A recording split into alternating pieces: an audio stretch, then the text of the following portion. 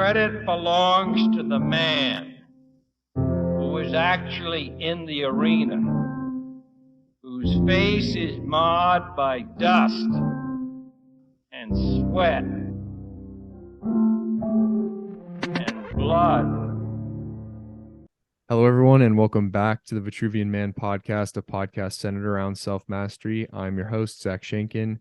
Today, I'm joined by Winston. Winston thinks in criminal, bleeds ink into the page, and writes in that blood.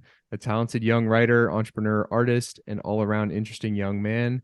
A fellow Southern gentleman with the draw to show for it. I anticipate a really interesting conversation today that will cover anything from beauty, writing, mindset, spirituality, and more. Winston, welcome to the show, brother. Zach, I appreciate the intro and taking the time to have me on here, man. I'm excited to chat with you.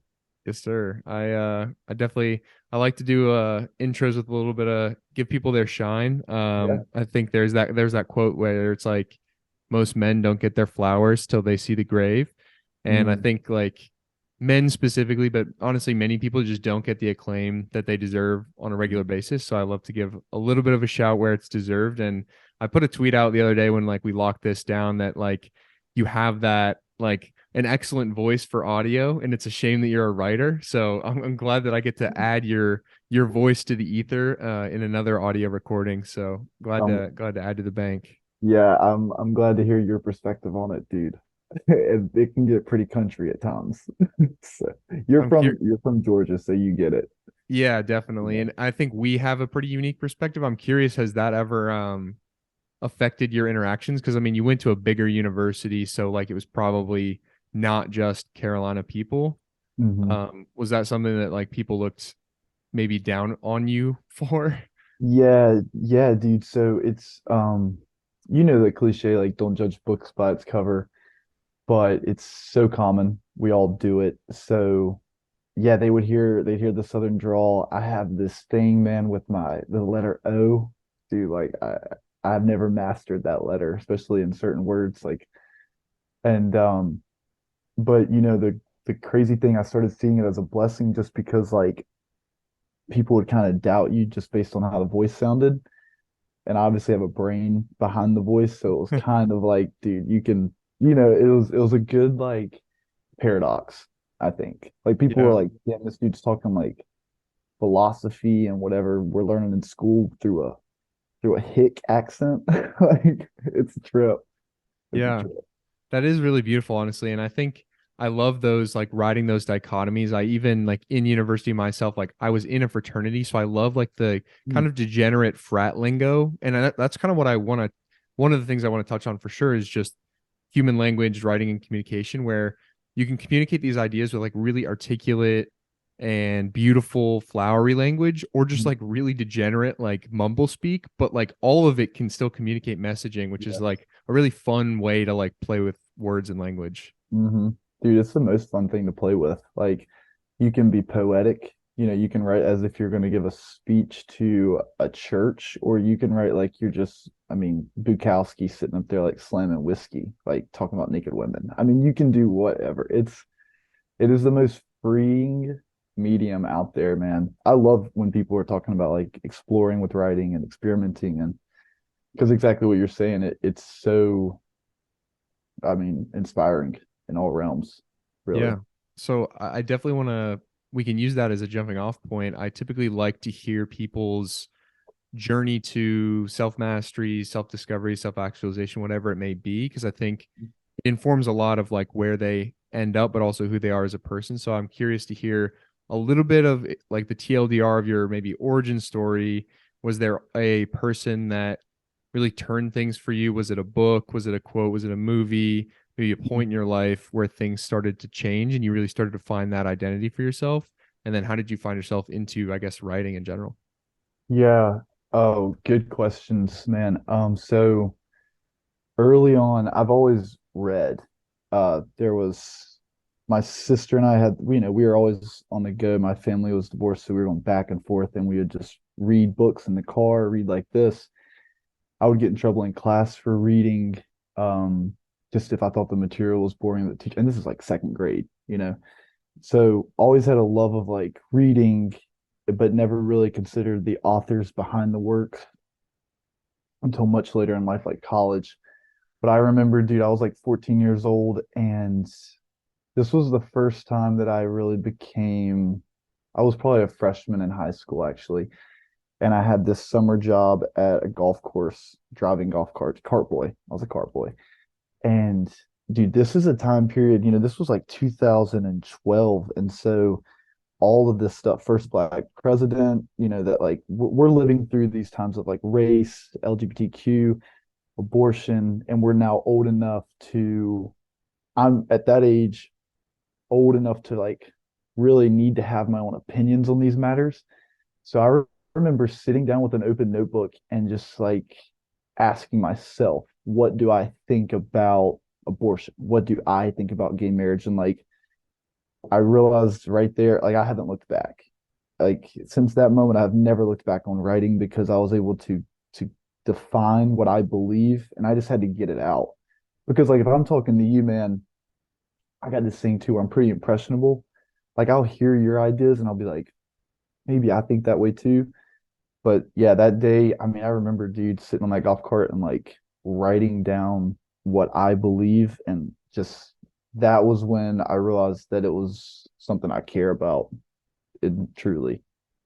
Yeah, that's amazing. I think it speaks to the quote where it's like we read to learn about the world, but we write to learn about ourselves. Hmm. And something about that practice, it's, something I do with the men in my program, but the sacred art of actually slowing down to write, I think it is because it is both mechanical and actually like slow. Like you can't speed type, you can't voice Yep. record, you can't chat GPT it. Like you have to just like still your mind enough to like put the sentences down on paper. It Yeah. forces that kind of like reflection to really be like, all right, actually, what do I think? Not just like the sounds and inputs that are coming Hmm. in. Like what does Winston say? Oh, that sounds cool. Like he has a sick mustache. Maybe I want to live the life he lives. But like, do I Yeah, actually exactly. do I want your life? Like maybe, Exactly. maybe not. Like you can have a cool life, I can have a cool life, and they could be look very different, Mhm. but it's important that we each determine it for ourselves. So Absolutely. from that point on, how did that start to materialize in your decision making? I guess like going into university, what did you study? And then what was that path? And then how did you find yourself saying like, I don't want to sit down at a desk for the rest of my life. I want to, Mhm. make war on the page and like carve out a meaningful path for myself. Yeah, yeah, dude. So I always had a creative streak, but my friend group, I mean, dude, you're young men as well. The young guy friend group is you're chatting shit, you're talking about women, locker room talk, sports games, like um, and I was all about it, dude, in high school, man, like, you know, Southern Proper Vineyard Valley, like you know the type, dog. And it wasn't until college I joined a fraternity as well. I also didn't know anyone.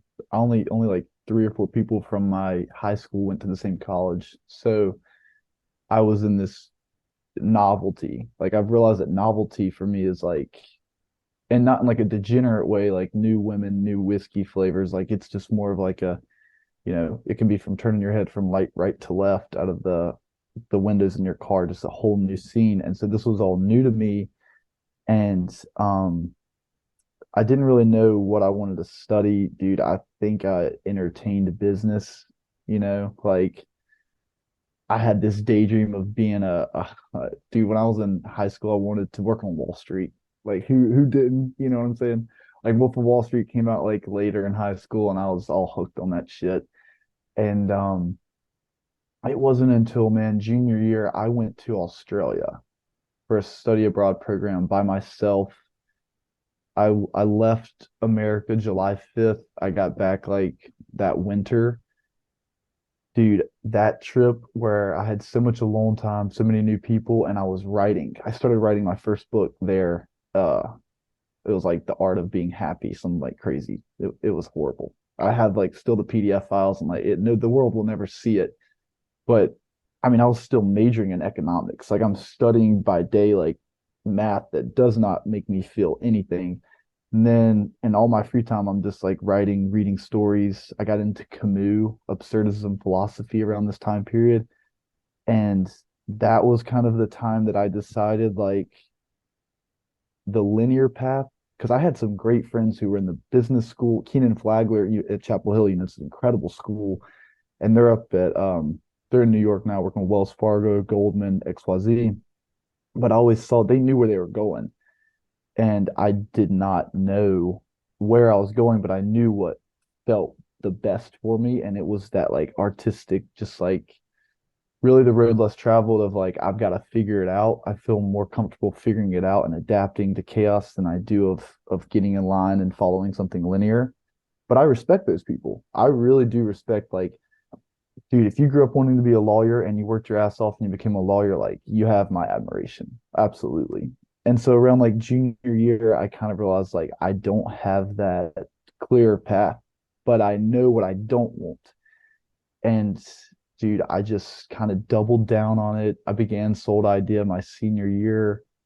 And I've had to take jobs to like facilitate what I do. But yeah, I made that decision junior year that like it's going to be hard for someone to know what I'm doing if they haven't caught up with me in the last like 6 months. Like it's not going to be like, yeah, Cole's still at Deloitte or Winston. Winston's still at Deloitte, XYZ. Yeah, definitely. I mean, I think it's a compliment. I'm stepped away from my full-time position back in January. Like I was on this very linear path, went to technical and like university, biomedical engineering, sounds smart, makes me sound smart, like all this shit. So people want to hear that you're at a med device startup. Like it puts you in this very easy box, but I think Yes. it's a compliment where like you have a hard time, even myself, describing what you do or who you are to Mhm. somebody else. Like I think we should Absolutely. aspire to be hard to describe Mhm. because you're embracing the range of what it means to be a person rather Mhm. than become like being a human being rather than human doing. Dude, that's a great way to put it. Yeah, and like I'm on this Rick Rubin kick right now, man. This, like the art, the creative being, like the art of being, and like Rick Rubin, music producer, I'm sure you're familiar, just an absolute like creative genius. But he encapsulates it well with what you just said. It's all about this being and not this doing. And I don't even like to do it with my friends who are consultants. Like I'm like, dude, that is not just a consultant.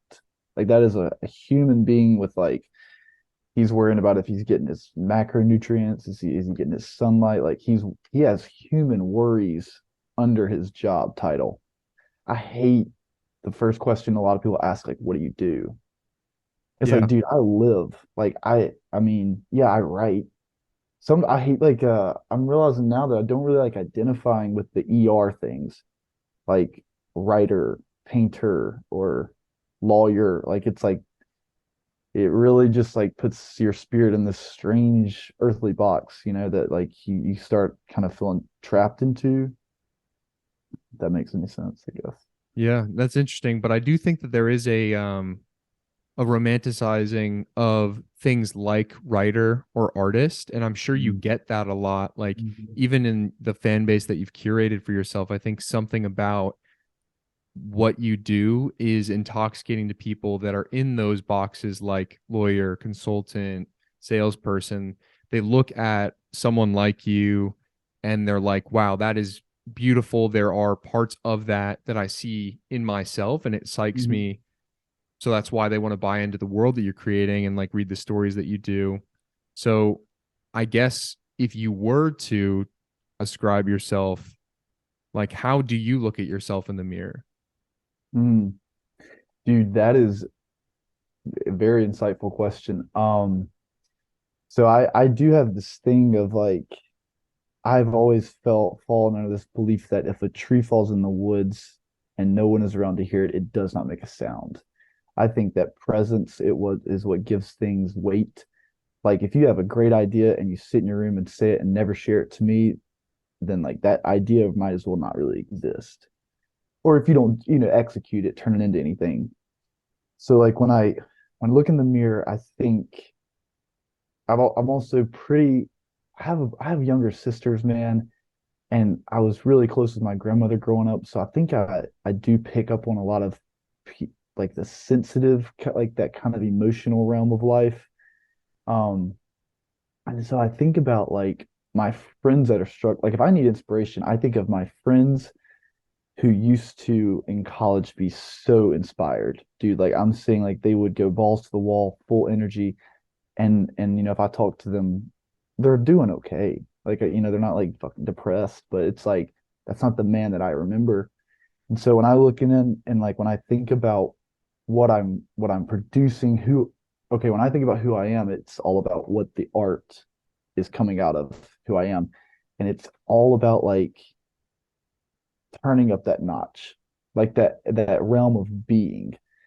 Like, dude, I could never. There's so many times that I want to write like sad shit, bro. Like I want to write like, how I'm feeling, but I'm like, dude, you were just talking about people kind of get into that romanticizing of that world, and it's like, dude, some people's lives are so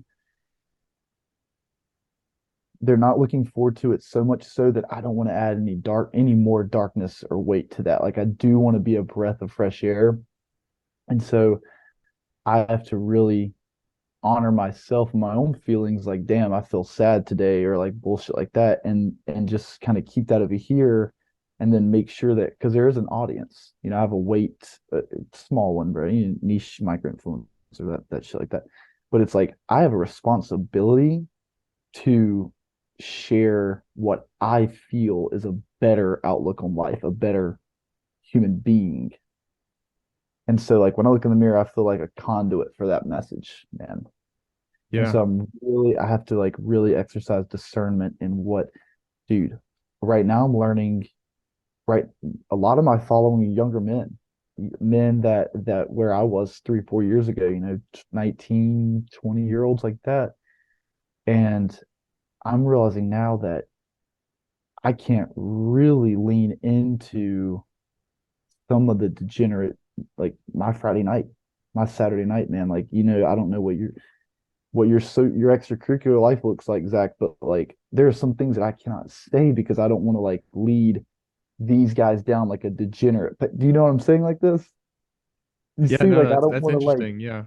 yeah, like, and so I'm very conscious of like, but dude, my private writings, like I call them my nightmare writings, and it's like things that they may get published, but it's things that I know could influence negatively. So or not negatively, but just some more like debaucherous lifestyle. And so when I look in the mirror, dude, I feel a lot of responsibility. Like I truly do. In That's what's good. published.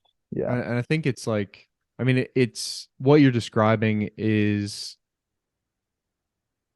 accounted for in like a high level of self-awareness, which I think is important. Like you're aware of not only self, but how the self is received by somebody else and like the Hmm. audience you're curating and have curated.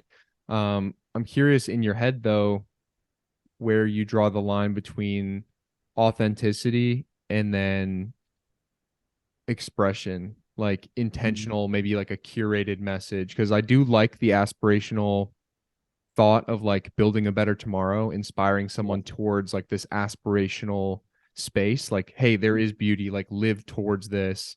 But you also don't want to neglect the fact that you're doing X, Y, and Z, you feel X, Y, and Z things. And like, Hmm.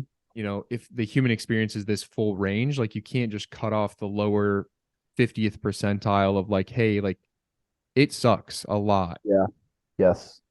Dude, that is, I mean, even that question, yeah, prime self-awareness from you as well. And and that is something that I try and like I've kind of learned like the art of spinning it positively at the end. But dude, I'm inspired by that like ugly shit. Like I'm inspired by sadness. Like I aspire for, a day where everyone feels a day where my friends are as happy as I remember them being. But my inspiration is that they are not as happy now as they were. So and it's, I mean, dude, I'm still so young in this craft that it's like I'm working on that fine balance between like I know things are shitty and I want to do due diligence to that. Like homeless people, dude, I'm very much so inspired by like I love talking to homeless people. And that is not like those are not people you want to shoot for. You don't want to like those aren't like role models on paper, but that underbelly of society, the macabre, like especially like that darkness kind of thing is where, I find a lot of inspiration. And so you were asking, how do I kind of juggle what I promote versus like what I'm really experiencing. And dude, the more I grow, the more confident I am in getting like dude, like in getting like authentic, like Bukowski. I cannot dude. I've read Bukowski and like it puts me in the weirdest headspace. Like it's just like I read Bukowski and then I'll read Hunter Thompson and like or Hampson beside of Bukowski. And I'm just like something about the way he writes is so realistic that it's almost pessimistic.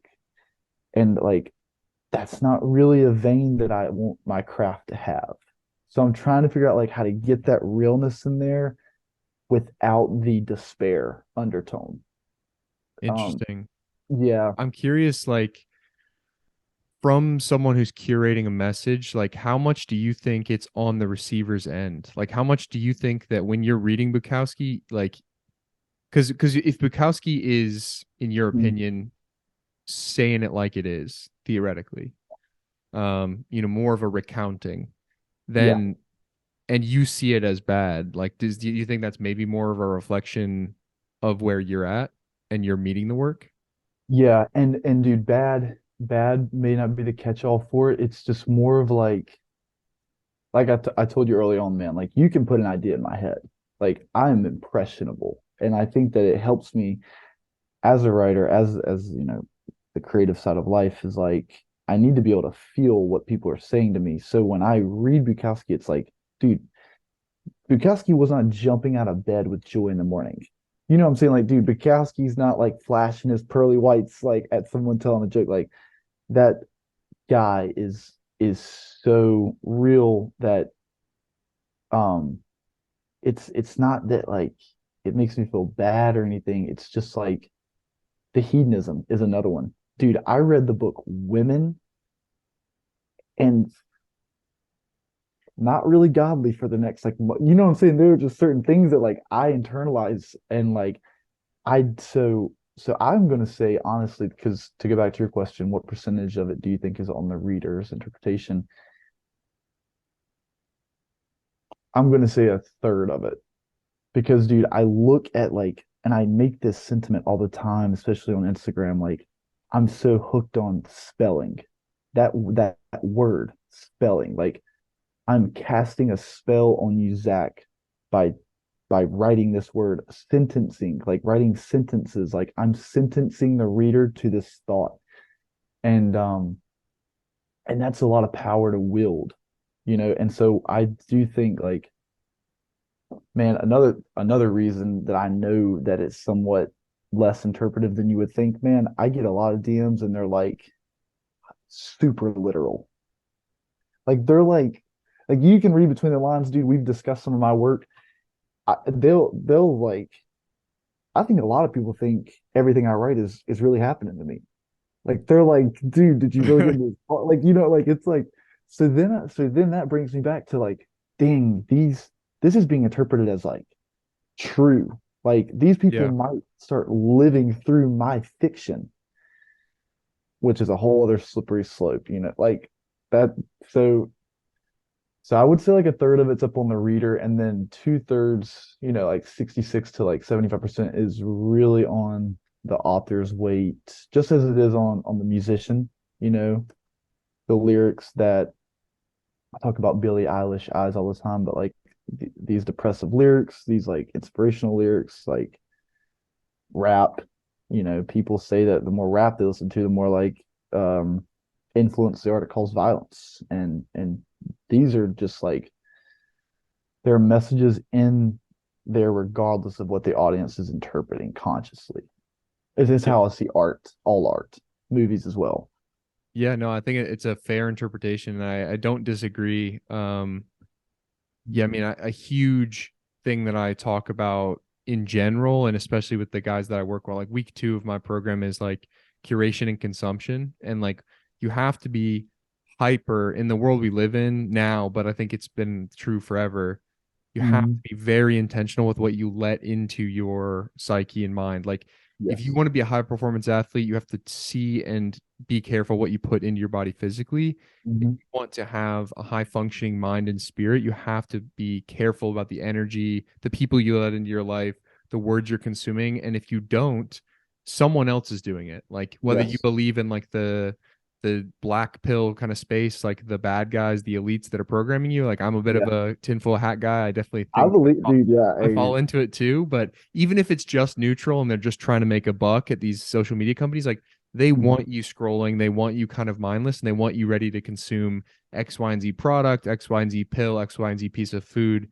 So Mhm. like clearing up your feed and only seeing things that inspire you, whether it's scrolling through Winston's stories and seeing what you write about spirituality, God, and your experience, or you follow Soulbra and you're looking for kind of vital living and health advice, or whatever it Right. may be. Um, it's important to only see that stuff and not just see like, Jim repost a Sports Center highlight and then like Trent repost the same shit. Like it's just this cacophony of bullshit, Yeah. and it ends up being like you become, like you kind of alluded to at the beginning, this impressionable like reverberation of other people's thoughts and ideas about the world, and then that's how everybody turns into these like gray copies of each other and don't end Yeah. up being the fullest expression of themselves. So well put. Yeah, like they're just more like imitations and like subconscious imitations too. Like, dude, you want to know a real commodity in today's age is like an original idea. Like if you ever talk to someone and they're talking, they say something that you haven't heard yet, it's like, dang, dude, this person might be on like I might need to listen to them more, you know? Because like everyone is just this cataculture or this caricature, whatever the word is, of like Caricature. what they yes, my man. Thank you so much. I would have had to Google that. um is just that of like what they influence. Dude, like I had to do this a week ago. I had to cut my text notifications off. Like I had them popping up on my home screen, but like I might be writing and change like look at my phone to change a song and then I get a text, even if it's like, dude, don't someone I'm cool with. Like if you text me, someone who they're not gonna put me in a spiral downhill, but it's like immediately like now that's my thought process. And like I'm going to like if I'm in the middle of a paragraph in the middle of a chapter and like you just casual reach out to schedule, now I'm like I'm thinking about I'm in a whole different arena.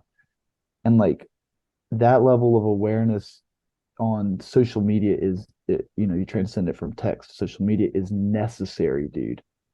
And you've done it. You've shifted from the consumption side to the production side, and I'm sure you have seen and like probably feel the difference.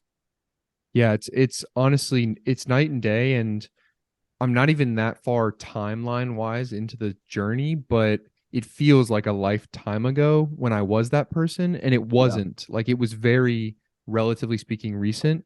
And Hmm. to like see how my like the landscape of my thoughts and mind are now that I'm trying to be that, like you said, like kind of like a conduit for source almost. Hmm. It just the way that you feel in the day to day, and like you're thinking, like you almost like start viewing yourself more beautifully because you're like, what can I put out into the world? And then you get these like little pieces of feedback and data points where like somebody swipes up on a story or somebody DMs you or somebody comments under it, and that engagement, like it's non-artificial. Like it's Hmm. unfortunate that it's coming to you through this kind of like weird medium of the internet, but that's a real person engaging with it. And Yes. that's a piece of feedback where you're like, oh, maybe I did put something out there that was like quote unquote original, but it came through me from something else to them. Hmm. So on originality, I think that's an important thing to ask as a writer. Like you're inspired by and consuming all of these like great writers and great works Hmm. through time. How have you found your voice, and what do you do to make sure that you are not writing in the turn of phrase or even just stylistically like other writers? Like how that, I think, to me, when I look at writing as a craft, especially in the, I guess, storytelling, more fiction space, as opposed to maybe research or trying to convey a direct idea, that would be really, really hard. And I see it as difficult. So I'm curious, like, how that's been for you. Dude, incredible questions, man, because that is like, okay, so there are things, the best thing that I can ever think of is like what sticks with me. Like if I mean, I'm sure you're a voracious reader as well. I read often and like there's certain like Rimbaud, dude, I think that Rimbaud is the last living like or the last like true genius that we've even seen on this planet, poet, you know. Um, and then there's certain like the way Thompson writes so free, Bukowski so deep. Dude, I can get Celine, like it just gets to where everyone is bringing something new to the table. And now I see it like this. I see it as like the only thing that I can do is what I can do naturally. And my natural state of mind, like when I'm thinking, it's pretty quick. Like it's like a lightning bolt. When I think of my writing, the one symbol I think about is a lightning bolt. And so I have to honor that, dude. So because of that, there are things that I have to avoid. And one of them is stopping in between words to think. So so like I can read certain writing and know that like this person, there are certain people online that I can read and like this person is thinking way too much for it to be like flow state. So I really try and cherish that approach of, you know, my style has to be this because it's what I do natural. But in the fiction realm, this is what they say about because I think about Hemingway, you know, killing himself, Fitzgerald basically turning into a pretty piss poor writer later in life, towards the end of his life. And what they say about that is they ran out of things to say. So I'm very blessed to be young right now, to where writing fiction is just an extension of my life and my imagination. Now, dude, I can tell Bret Easton Ellis, the author of American Psycho, the author of Glamorama, Below Zero, from the 80s, like bad boy bunch of writers. I read I was reading Glamorama while I was writing Celebrating the Funeral, and I know that I can reread. I haven't reread Celebrating the Funeral, and I probably won't, but I can go back to pages and tell that like that is very much so Ellison. Like I'm, and I take that like I like how there are certain things that authors do. Ellison did a good job in American Psycho describing Patrick Bateman as a character, how hyper obsessive he is, like these are more things I can abstract and then put in my writing. But it's if I catch myself being like too in it with a certain author, I'll probably just like change up a book, dude. Like honestly, have to do something like that just to stay original in a way, you know? Yeah. I think that is it's interesting. And I don't think it's like I think it's one of those things that honestly is probably more for you personally. You'll pick up on it more than anyone else, and like you'll start to beat yourself up like, oh, I'm kind of copying. But that the concept of originality is a really interesting one because we came into this world like as close to God as we ever will be until we die, theoretically. And so from that point, you know, the I don't know if you read the Four Agreements, but like immediately we start getting told how the world works. I've heard, dude, that I need to. I need Yeah, to. you could literally bang it out in an afternoon. I'm rereading it. I try to reread it like once a quarter. Like I think it's that Wow. important of a book. Wow. It's only like I don't know, 200 pages, 160 pages, but it's just so fundamental about like wisdom around the world. And he calls them agreements, and like the ancient Toltec wisdom or whatever is that like you start to agree with how the world is. Like this is a dog, this is mom, this is dad. You're a good boy, you're a good girl if you have X, Y, and Z inputs, and you know it goes on from there. But um, the point is that like it's hard to even draw the line of like what is your original voice and like where is the inspiration and is there even an original thought. So I don't think there. I think with writing and art and everything, like all of these producers, movies, Mhm. musicians, all of it, of course they can point back to what they were inspired by. And it's almost like when we see it in a documentary, it's like really cool because they'll be like, when I was a kid, I listened to Michael Jackson and like, Yeah. here's what I made now. And they're like, wow, that's really awesome. But if you're, I don't know, a lot of people in music, it'll be like, he sampled so and so and didn't tell anyone, and now they're a bad guy. Yeah. And in writing, it could be kind of a similar thing, like stylistically taking inspiration, or maybe you're making an Instagram page and you're aesthetically inspired by somebody else's page. Hmm. Well, Hmm. it's stealing if you don't like blatantly acknowledge it, but it's toted if you are like, I was inspired by X. Yeah.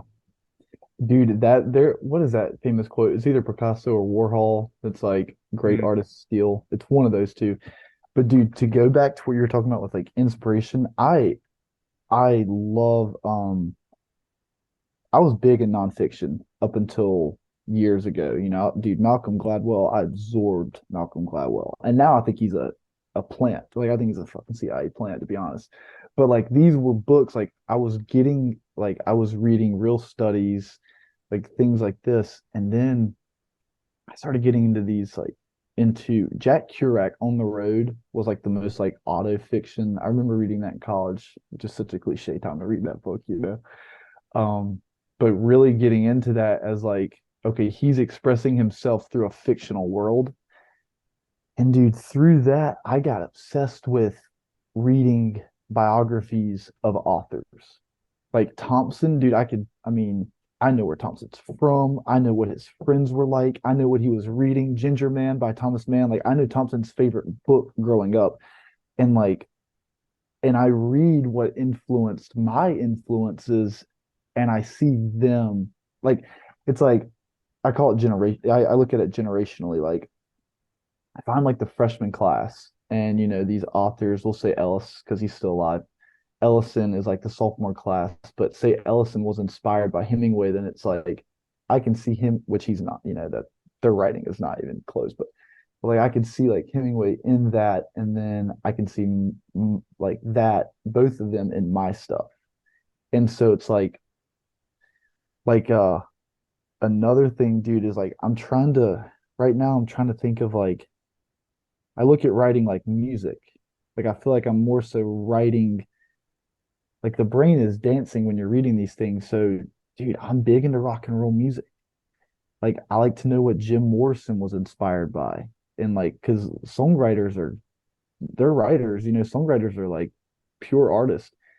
And so like I've really become obsessed with like what influenced the people that are influencing me, like kind of getting there and then still putting my own spin on it because someone said it. It's like the best thing, all we can do is leave the next generation at a place that they can go further.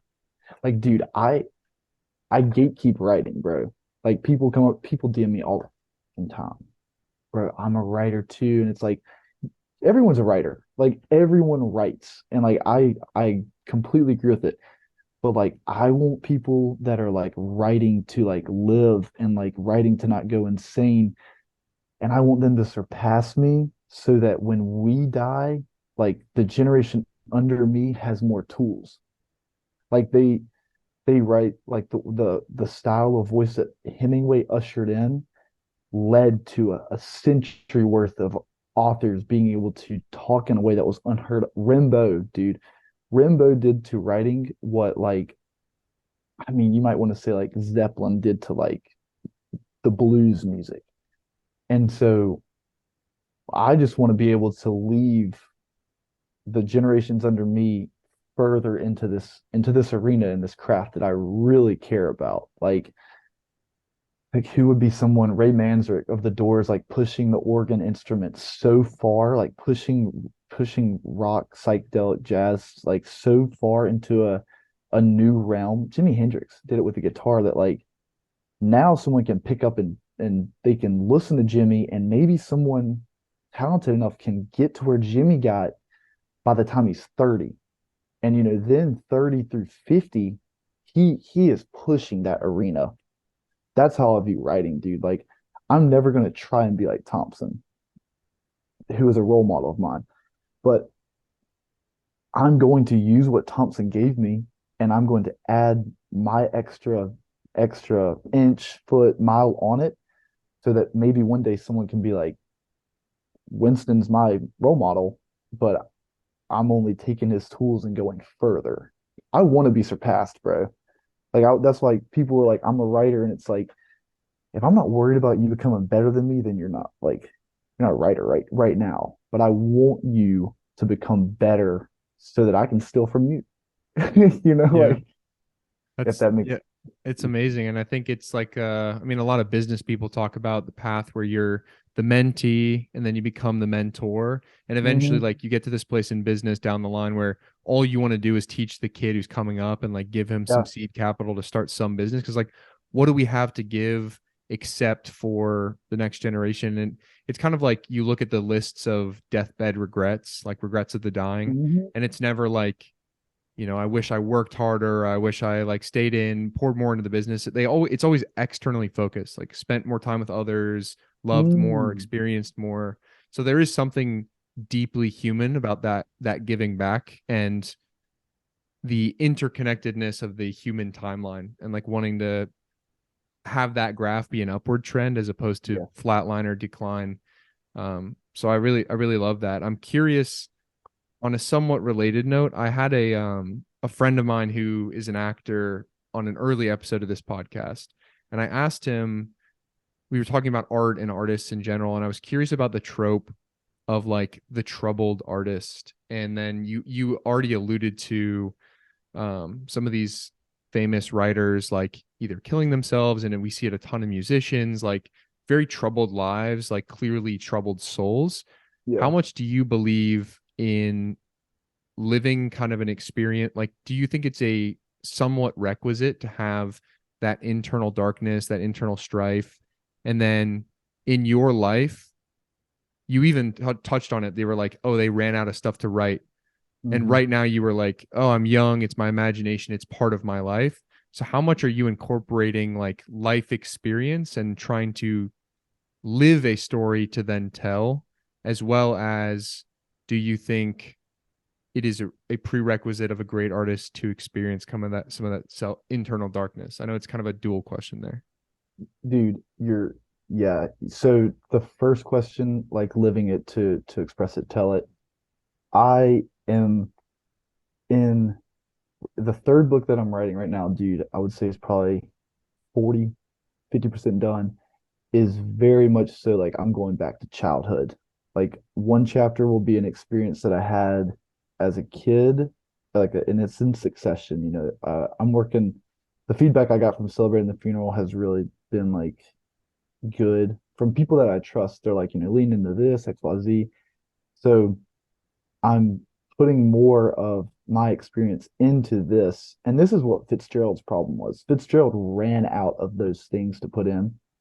And like, so there's that aspect of being honest with what you experience because other people experience them well, but not yelling it in their face, just telling it in a story. So there is something there. But to your second question, dude, that is something that hmm, I won't say that that's a necessary prerequisite. Jesus, can't even talk. But dude, that darkness, like there are things. All right, bro. So I have this one thing. We won't get into it because this isn't therapy. There's this one thing in my life, this one person that like dude, I feel like almost like traumatized by growing up by under her. And like if I need to go to a place, if I'm not being real enough with myself, like if I'm writing and I'm like, this is bullshit, I will flash back to like those moments as a child in those traumatic events. And like I may not write about them, but the mental state that emotion and that memory puts me in is like it's pretty real. Now, my sister and I get in on this because my sister is very pure. She has not danced with the devil. She's only a year and a half younger than me, but she's like she went through the same experience growing up, but she doesn't really like the idea that great creativity has to have a darkness under it. And I want to believe that, but dude, like I think that like that tortured artist thing, or maybe just like, an artist inability to really connect with other people outside of their work, like for me that has proven true. And and even people that I meet that don't have any like real experience with like trauma, or even real experience with not being able to eat, shit that's like will change you as a person. War, dude, war, for example.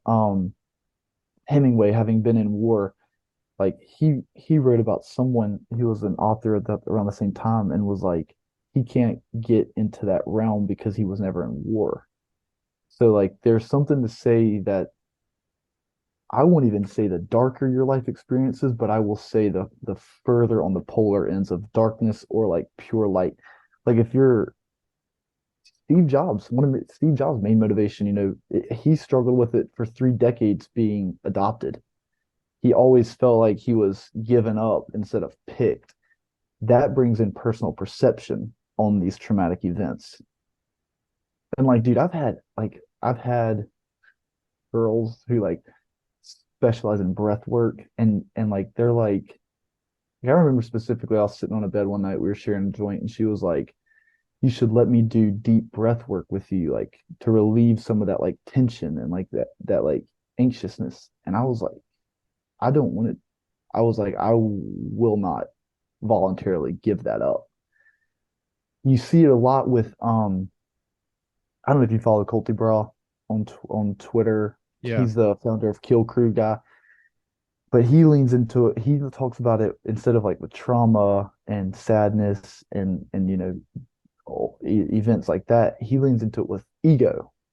Like if you kill the ego, you're killing the part that like really motivates what matters. That's how I view trauma to a degree. It's like, dude, you won't catch me in therapy, but you may catch like negative results from me not going to therapy. Like, but that's just Yeah. like that's who I am as a human, and it's volatile. And so as a necessary prerequisite, I won't say that it has to be, but yeah, I mean, dude, you can tell by reading Bukowski that his father beat the shit out of him as a kid. Like, Yeah. and it's just like that lamenting, that emotion under the work, like, yeah, I think it's very, very felt.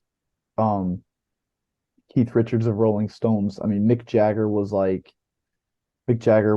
from money, went to good schools. Keith Richards, bro, like grew up struggling, and like that was his kind of that's his shtick, is like, I'm not from this posh air, like that's not who I am.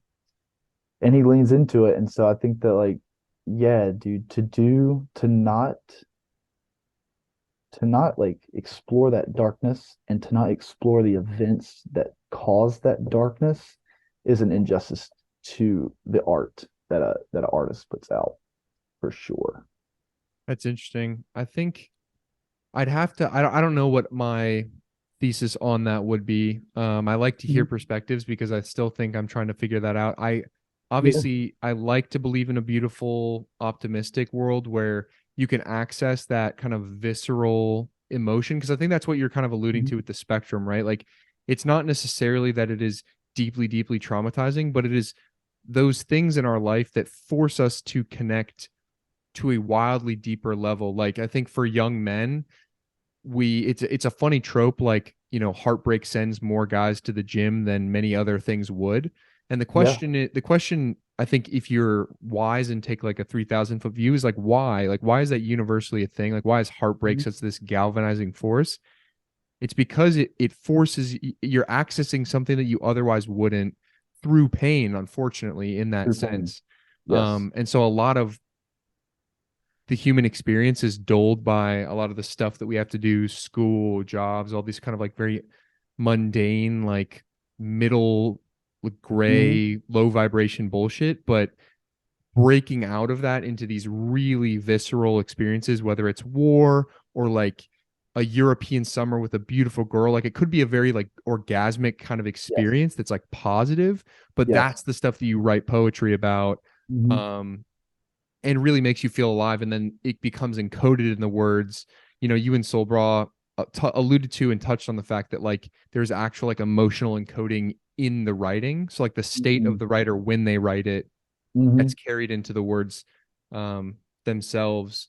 And you Yeah. guys also touched on, and this is what I kind of was getting at with the question in your personal life experiences that like, you know, you talked about sometimes drinking and like some of the physical vices Mhm. um, and using those for your writing. Do you think about that like long term and how that's going to play into you as a writer, not and as a person too, you know? Like Yeah. where does this road lead if you want to make your mark on the world? Um, yeah, that's a great question. I do want to touch real quick on the because we were just talking about the negative aspects of the visceral things. Yeah. Real quick, a positive one that so just to dissect, I think that everyone needs to give time and energy to the things they remember. Like, dude, if there's an event that you remember from when you were 6 years old, why?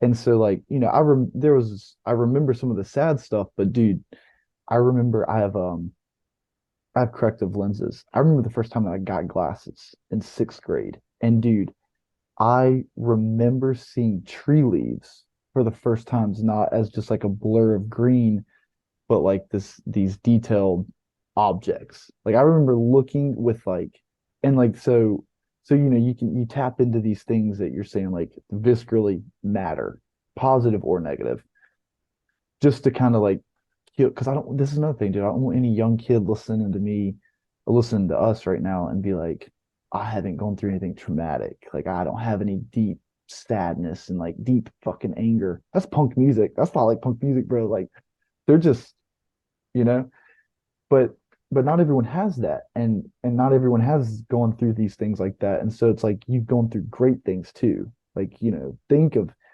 like your first kiss. Like, do you remember how like nervous your whole body was? Like, and I remember talking about it on Facebook. So like we were in that age group, and like so it's just like doing justice to all these memories, man. It can be, that trope of the sad artist, but the artist is only sad because he feels everything. Like he's also happier than most as well. So yes, to touch into the long-term effects of the vices with that. And I had to have this discussion the other day with someone as well, because like, dude, I love whiskey. I love caffeine, cigarettes. I'm from a tobacco farming family. Like I respect these things. I think about them not in terms of longevity. I don't really like thinking about myself as an adult. I don't like thinking about myself as 50, 60 because like God may not have that written for me. But that does not mean that I'm going to drink a bottle of whiskey every day. So the way that I look at it now is I have to disconnect. I call them crutches. Like if I can only write while I'm drinking glasses of whiskey, then I'm not a writer. Like the whiskey is the writer. And that's not to say, dude, I touched on this with the Stephen King thing. I know I mentioned it in Sober shit, but Stephen King like doing cocaine, drinking a case of beer every night when he wrote one of his greatest novels, Cujo of all time, and then not remembering it is insane. Like there are pieces in CTF I don't remember, but a whole book, like I'm really careful about how much power I give these things. I also don't really like the idea of not drinking, not smoking, not dude, like if I counted the drugs I've done on my hands, I'd run out of fingers. Like I don't like the idea of saying no to these things so that you can live from 77 to 79. That has always sat weird with me. Now, addiction is real. All these things are so real and so personal to everyone. But for me, I do like to discipline myself. Like dude, I'll go weeks without drinking. I'll go weeks without smoking. I'll go weeks smoking, weeks drinking. Like there's just this like it's always a 0 100 type thing. So I know if I haven't drank in like 3 weeks and then I start, it's gonna be a wild week or two. Just like even creatively, Um, women the same way. Any bit of vice, any vice you can think about, I have to make sure TV. I do not watch TV, dude, because I did not have the discipline to stand up from the television. Like I would sit there and just like watch it all day for 2 days. Like, dude, I'd get into it and I just wouldn't sell. I was like, I just can't have a TV around because I can't pull myself away. And I do that with women, drinks, drugs. And so it's like it comes back to what we were talking about earlier, that awareness. Like, Yeah. do I want to get 35, maybe if I make it that long, have a kid and be like a raging alcoholic that has to drink to write?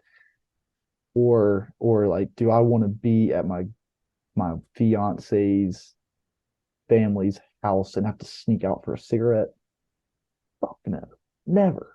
Like that's slavery. So I'm pretty conscious about it, and I'm also conscious about like, dude, younger dudes mentioning DMing me about cigarettes. I know what I'm doing. Like I know. Um, so good question, man. I'm just like, I do think about it down the road. Um, I think that's why Thompson ended up killing himself almost, is all the whiskey. Curating died at, what was it, 42 from health failures from alcohol. And that's a slippery slope because, dude, we were talking about where those places you can go viscerally. Dude, altering your mind state. It can even be exercise, endorphins. It can be, promiscuity. It can be drink, drug. It does take you to a new place. Takes you to like a very unexplored mental state. And I understand complete. I always empathize with addiction. Like if anyone's addicted to a certain drug, then I'm like, I really feel for them. I'm never in my like, I'm never judging them like, get over it, get over it. Like that shit is so real and it's a very true thing. So I have to be kind of, aware not to get addicted to how easily whiskey makes me write the hard shit, or have to be careful not to get addicted to how marijuana makes me look at this thing from this perspective.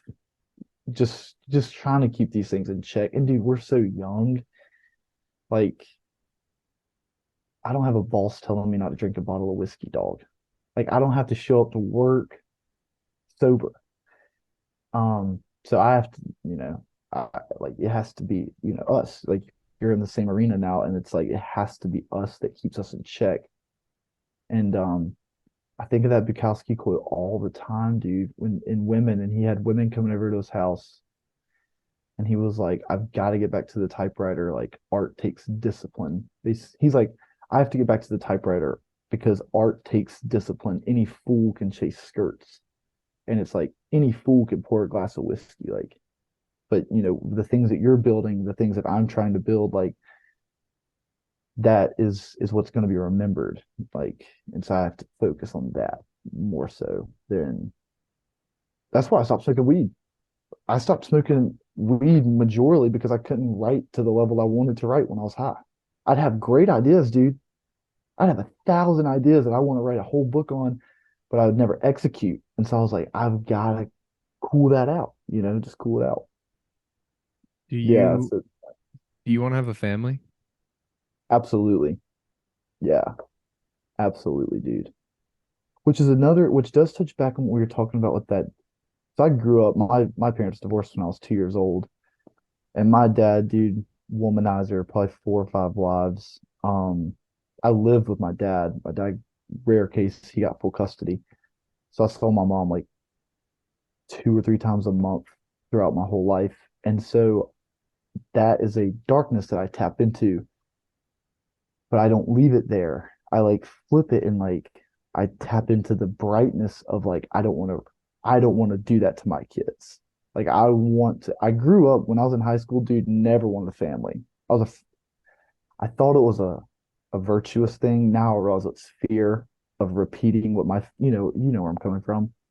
And so now, dude, I think the only thing that I want is a family. And for someone the other day was like, what are your ambitions? Like, what is your legacy? And I was like, I want my great grandchildren sitting around a fire on our family land somewhere in North Carolina reading a book of mine from when I was their age. Like, that is like, if I'm able to look down from heaven and see that, then like I would be fulfilled, dude. Yeah. Then my next question was like, what do you believe on legacy? But you already kind of touched on it. Yeah. And I also believe like authentically, like I'm trying not to lock myself into like, dude, I know in 2 years I might read some of CTF and be like, what the hell was I smoking? But I will always be able to look at that book as if like that was who I was then. When I was 23 years old, these are the thoughts and the beliefs that I had. And like no one can take it away. And and even if I have to eat my own words, like even if like I get lung cancer in 30 years and they pull back where I'm preaching about tobacco benefits, it's like, yeah, I said it because I believed it then. So my legacy is just like my children. Like, dude, I think creation is the most beautiful thing. And I think a woman and man creating a child, dude, I don't know, it will make me tear up thinking about it. It is like pure creation. No amount of art comes to a child ever, I agree. in my opinion. And anyone who looks at a child, like they see it. Like I actually Hmm. just listened to a podcast with Deepak Chopra, and he was talking about somebody, basically the interviewer Steven was asking him, how do you try to return to innocence? Because he's Deepak Chopra's old. So he said he, like, in his culture, this last phase of his life, it's broken into quarters, is embracing death. And he said, Mm, like, what does embracing death look like? He says, returning to innocence, kind of this arc where mm, you are a child, you enter the world, do things, accomplish things, build a family, and then you return to kind of a child. Like you try to wow. return to awe. And so he Mhm. said, what is one thing that you can do, or what does it even look like? And he says, well, do you have kids yet? It's like, no, I have a partner, whatever. He's like, well, when you see your son or your daughter, you'll know. And the child is that creation, like that pure innocence, that godlike state. I remember my dad was like, my dad's tough, blue collar guy, drives a train, drove a train for a living, in his younger days. And he like I've never seen him cry, anything like that. And he has like shared to me a little bit about his emotions when my mom was in the hospital, like, and how he felt as like a grown man, like how you can assume me and you may feel. And he's like I was so worried. Like he was like, I was nervous about something being wrong. And he was like, he told me that he was like, that was the first time that I really felt like I have a huge responsibility in life when you have a child. And so that's a big red flag for me now, dude. Like girls that are like, I don't like kids, that shit sits weird with me, bro. It comes off demonic. Like I'm honestly really spiritual. But it's like children are big. So yeah.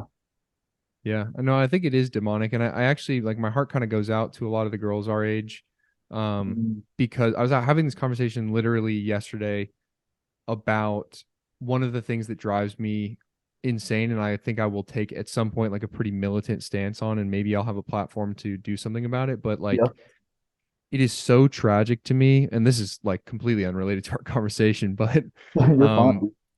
like Let it rip. when young girls, like the second they're starting to experience like their womanhood and their femininity, like the second they get some acne, a little bit of cramping, their period starts to come on, a doctor comes in and says, hey, you're broken, and here's a pill to make all of that go away.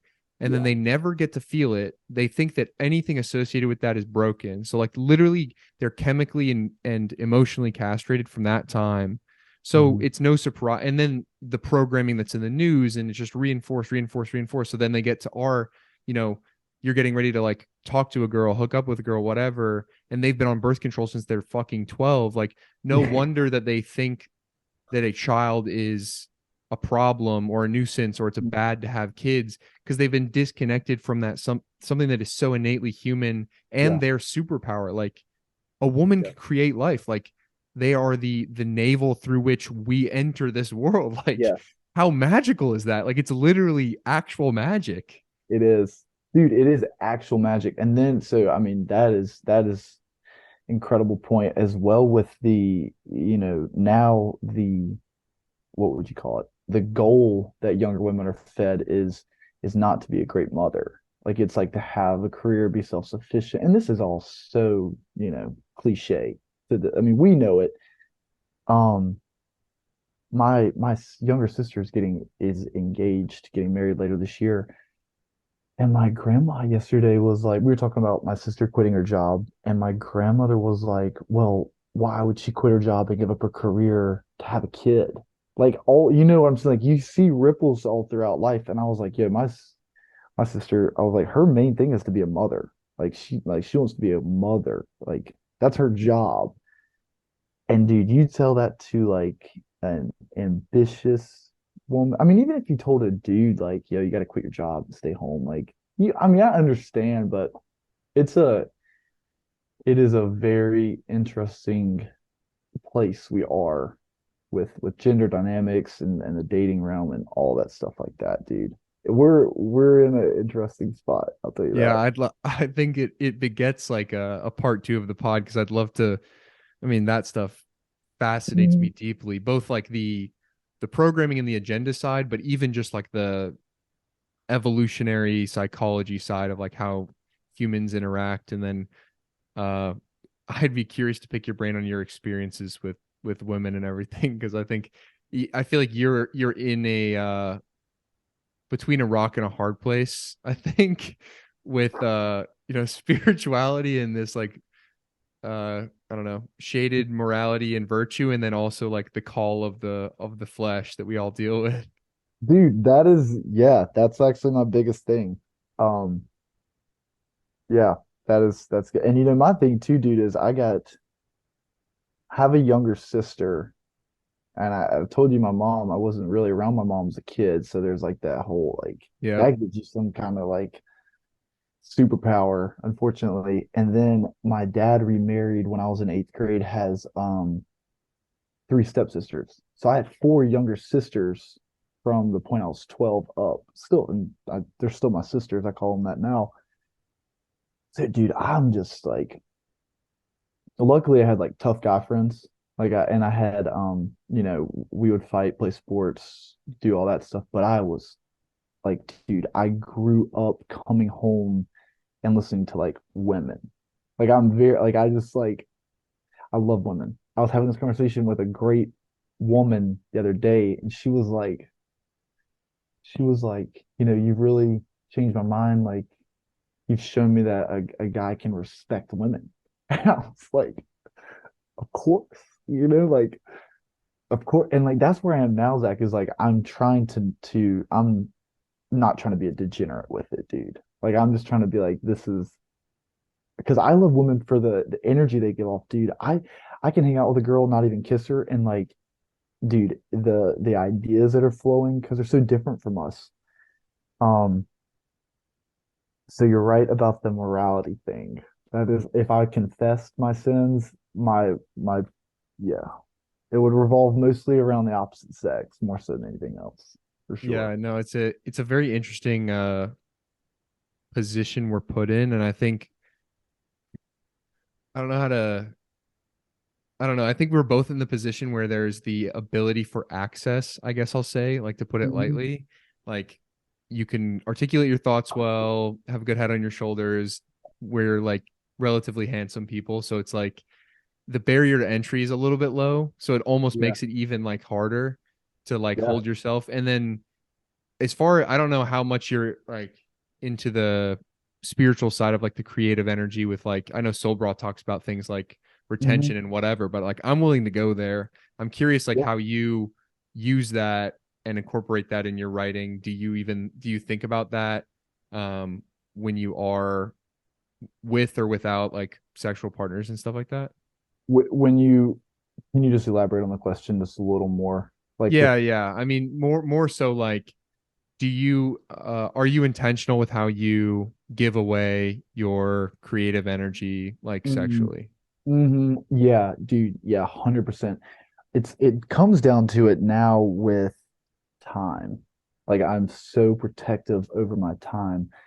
Um, Federico Fellini, famous director, has this saying. It's like as an artist, that term artist can come off so douchey sometimes, but like as a creator, you have to be available to get it out. So like, dude, if I'm bullshitting around some girl that I'm only with for the physical, I'm like really taking myself away from the arena that I care about. So where I'm so protective of my time, it has really helped with me not giving too much energy, creative, sexual, anything. Because there is a very fine, comparison between the two. It has really kept me in a place of like protection, really. Like when I was in college, I was wanting to make this point earlier when we were talking about the things that we consume and like, we see an idea and it becomes us. I was thinking yesterday, like, dude, we are so susceptible to the desires of our best friends too. Like if my best friend is only thinking about getting ass, like he's only like that's like he's trying to get girls, get girls, get girls. That comes on to me. I noticed it in college the most. And now where you're saying like, decently good looking, there are gifts like dude, Southern draw, like whatever. There are things on paper that like help us out. I've had to talk to like friends who are one of my best friends is more godly than me. And he's like, dude, your strength, like you show your love for God and you walk in your faith if you say no to these like things. Like if you're like you treat the body like a temple and you're not giving that away freely, which it wasn't until, early 20s that I really leaned into that because like dude, as a guy, it's just so easy to just want to get physical. I mean, like, fuck it, dude. It's a dude conversation. You got guy followers. I do too. It's a real ass thing. And like, when I talk about how unfulfilling it is, though, like, I I have this friend who he's not really a womanizer.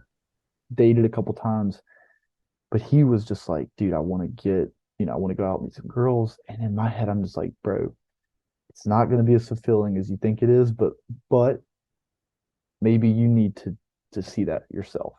Like maybe you need to you see what I'm saying? I was gonna ask. I think I've thought about this a lot, and I really don't know because you can't undo your experience, and you can only Yeah. see what things one way. But do you think, and it's kind of the question with because my younger brother, he's Okay. engaged and he's in his senior year at university. He's gonna marry the first girl he dated. They met in the church, like very traditional, Oh, saving themselves for marriage. So like nice. limited experience, as the world Yes. would say, but like it's not necessarily a wrong thing. Maybe it's even the right thing. So I'm curious, like, do you think to come to the realization that it's unfulfilling, most people have to figure it out? Like, do you have to drive the Ferrari and then still feel sad to find out you didn't need the Ferrari? Dude, that is an incredible question and an incredible way to present it. So for me, yes. And I view it with my relationship with God. So I I denied God. I grew up Southern Baptist, bro. And, talking about snakes around. Like if you don't believe, they'll bite you. I grew up Southern Baptist, got baptized before I even knew what was happening. Denied God in middle school. High school didn't care for him. Elementary school, because I was very much dancing with the devil. Now, I bring this up because I think that my relationship with God, I would never hierarchy it, but my sister, just like your brother, saving themselves, like all like how it almost should be done biblically. My sister never got into like drugs, drinking, vice like that. And I think I will not say that I have a close relationship with God. I'd never say that. But for me, I needed to dance with the devil to do that, to realize that I had to drive the Ferrari to be like to realize that I didn't get satisfaction from that. But your brother's testimony, the testimonies I see in my family, it seems like a lot don't need that. Um, I mean, my thing is like I just don't understand how you can really. I feel like I live in like a brighter light because it was all black for so long. And it's like, well, if you never really went underground, then like you don't realize how like bright it is like now. So I don't know, dude. I'm also at this point now where like, dude, I could say my favorite music is metal, and you could say your favorite music is reggae. And like I would just be like, that is an honest and pure belief that Zach has. Like I don't think that I'm any better because my music is better to me. So it's like if they didn't need to do that, then like I admire it. I truly admire it, dude. Yeah, no, and I don't think I'm looking for a specific answer, but I love to hear your thoughts on it because it's something I go back and forth with. I mean, having, the sibling with a little bit of and I'm no degenerate. I think if we were to compare each other, like I'm gonna look like a little bit of a soy boy and a golden boy. Like Me, I don't really ride the hard lines. I've never been much of a degenerate, but like I've dabbled in the dark yeah, arts a little bit. And so yeah, it's like I wonder, like, I thought, like, do you have to go there? And you even touched on it earlier in this story or like this podcast. You were saying, like, you don't want people at home to be like, well, I haven't gone through trauma. So I was raised also Christian. And I thought for the longest time, like, everybody they brought to speak at chapel, everybody they brought to speak at church had their testimony.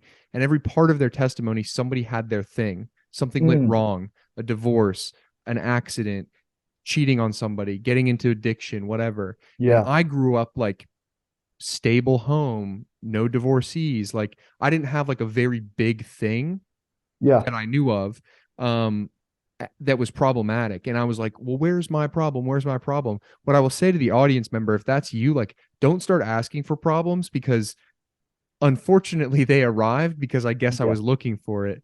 And yes, so like and I 100% believe that the world is like a mental projection. Like it is a result of my thoughts then that my life became what it was, to give me some sort of like forms of resistance, yeah, to push me to where I am now. And again, like I love my story. I'm absolutely in love with my life.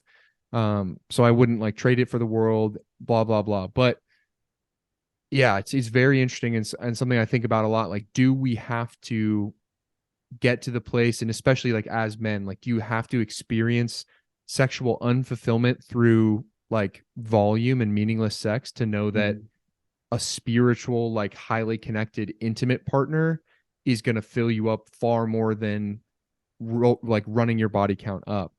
Um, yes, so it's just it's interesting, and I don't know that there's a clear answer, but it seems like everybody who ends up preaching that has already like experienced it, and so then they're like, mm, well, and if you're the kid that's younger, and maybe you're a virgin, it's like, well, it's easy for you to say, bro, like you slept with 15 or 20 girls already, like you yep. know what it feels like, and then I don't know, I just don't know. Dude, and it's one of those things like that is you really insightful interjection because like yeah, I'll call it like any younger guys listening to us too, like there is no correct path. Like sexual deviancy is not going to save you. Um, and it is not going to fill your cup by any means. And so it's just like I think that really, like you said, great interjection, and people need to understand that like you don't have to have like a thing. Like you do have a thing. Like there's something in your life that like, having a great family that introduced you in a soft way to God is like great. Like that is something that, I know people who have relationships with God didn't have that like introduction now. So like your path as Zach is so perfect. It is exactly as it was written, as is mine, as is your younger brother, my younger sister. And all we can really do is show grace for every walk. I have a so you were talking about testimonials on the negative sense of like I went through a divorce, I went through a bankruptcy. My testimonial was positive. I had I had well, real quick before getting into that, the whole point of this is I had this experience where I could not deny God anymore. And I had a best friend. I was at Chapel Hill at the time, and my best friend was a quantitative finance major. He's a misfit. Like he's a guy I hang out with here, like, dude, just like us, like on his own stuff and devout atheist. I mean, he like, but dude, we would sit for until sunrise and we would be drinking beer, smoking cigarettes, but sit and he would ask me questions about God because I had just newly accepted him. And I would listen to him about his non-belief. Never one, and dude, we talk all the time. Like now he's godly, he's like, and dude, I love it. Like we now we'll have like great conversations, but we never didn't have great conversations because I was always more so curious about his walk than I was passionate about bringing him onto my path.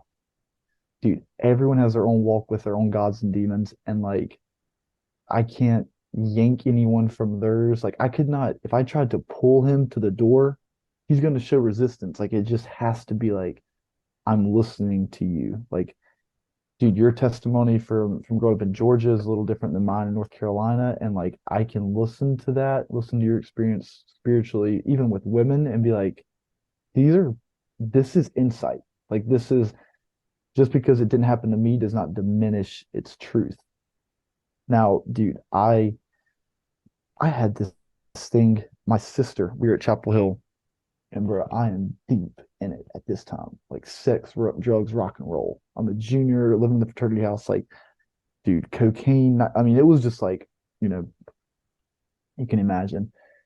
And I had this girlfriend at the time, and my sister is involved with the gospel hut and the gospel side of school, and I never ventured over there.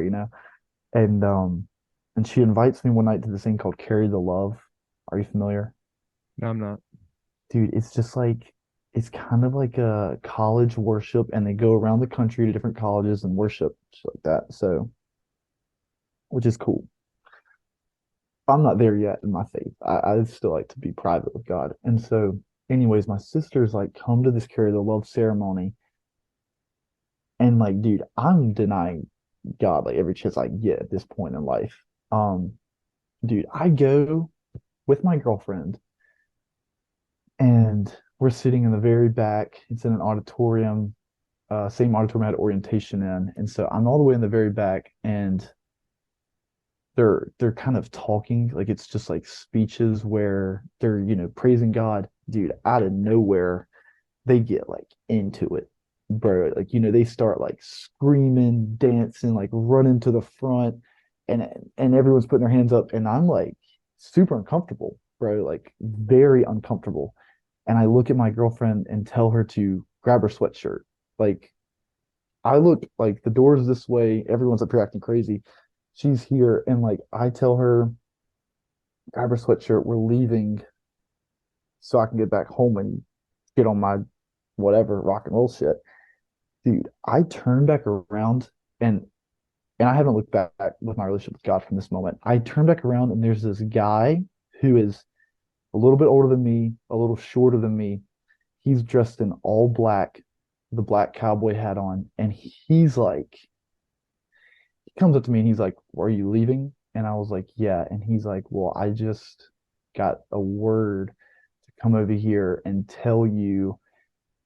And he like opens his arms and like leans in and dude whispers in my ear things that like no one knows.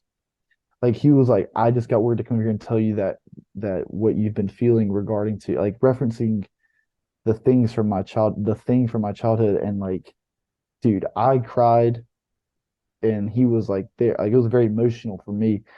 And dude, that's like my testimony is I don't know if he's real. Like I don't even know if it was a real person, but he was exactly, dude, like him being dressed in all black, having that Western aesthetic type thing going on. Like it was like the type of person that I'm going to listen to. Like if some dweeb, not just, not to get like that, but if some like dork sniffling like with glasses like came up and like tried to say some shit like that, I might have not heard it. God wouldn't have used someone like that for that message. He was like, I just had this, and he didn't call himself prophetic. He didn't say it was a prophetic message. He was like, I was just praying and I felt that I should come over here and tell you this. Dude, I have not looked back. I have Wow. not looked back ever. And like, that's why when people talk about religion, I know how personal it is, but like, no one could ever change my mind. That's where you see, like, in my writing, there's a lot of like spiritual undertones because I'm still dealing with fleshy desires, nagging things that come back up. But so every dude, I mean, after that, I was just like all Is about it. is he the character that's in your Twitter banner? No, no, but no, it's not. But wow, maybe, like it's not really him, but like now that I'm thinking about it, maybe it could be. Like I just, maybe I've yeah, like no, kind of I put mean, that. it's just maybe a synchronicity that I picked up on, but No, that's interesting because it might subconsciously have been like from that guy. I mean, dude, I'm convinced.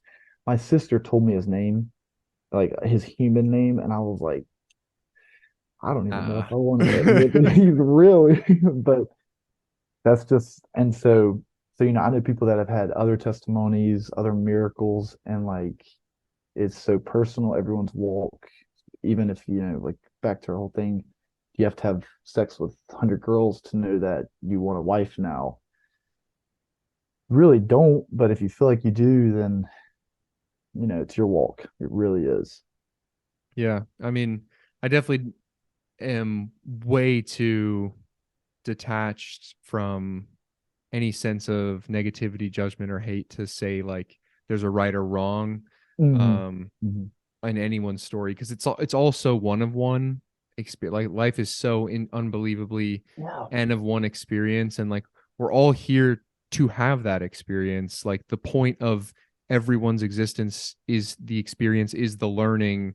Like we are Hmm. spiritual beings having a physical experience, and so we're here to learn. Like whether it means we stumble and drag our knees and scrape our shit and like it looks externally like a failure, well, there were Yeah, learnings that are going to get carried on down the road into whatever the next exactly. manifestation of it all is. And some people, it might be a very cushy, smooth on ramp, and like they were Hmm. just supposed to have the white picket fence existence, like raise kids and keep the thing grooving.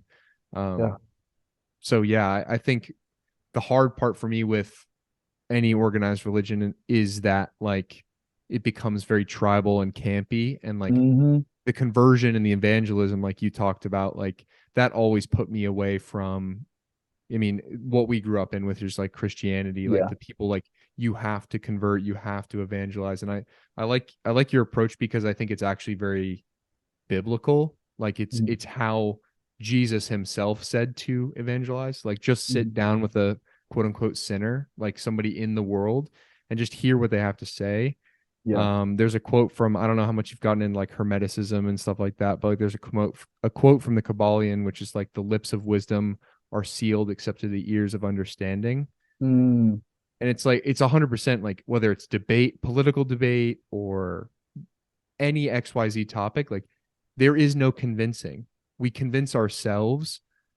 There is just the exchange of information and stories. So once you Exactly. give up the like intense grip of like, I need to convince somebody of this, or you need to believe me because I'm right. And I've been this way for a long time, like with my parents and Hmm. health, because like I'm very health conscious. Like Yeah. I'm very like training, nutrition, all that stuff. I love it, very passionate about it. And so like I'm like, you guys need to walk, you need to eat better, like you're gonna die, like all this shit. And like it's the stuff they're repeating from their parents.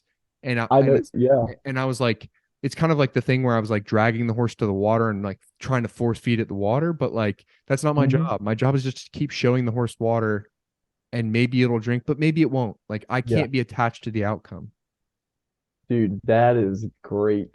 That is, I'm the same way with my family. And dude, our generation has that. I don't know what that generation's, dude, that generation has a target on their back that is like, I know you could do better, but but you see it. You probably even see it. They don't respond well when you're like almost ridicule. And I'm not saying that you don't have a graceful way of doing it. You may, I do not, dude. I will like look at what my family's eating and like shit on it to their face. And so like they don't respond well to it. Obviously, like why would they? And so exactly what you're saying, it's like all you can really do, and this transcends obviously past health, like all you can really do is all you can do for you. And then if they're like, our thing right now is we're so young that they're not blaming Zach's health on his attention to detail in regards to nutrition and exercise. They're like, oh, you're young, everyone's healthy, like we have that against us right now.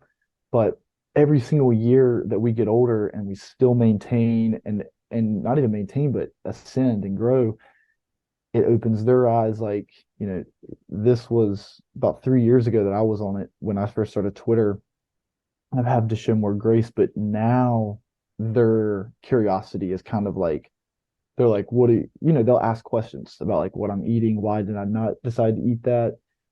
And it's just that whole thing about what you're saying is like everyone has their own life.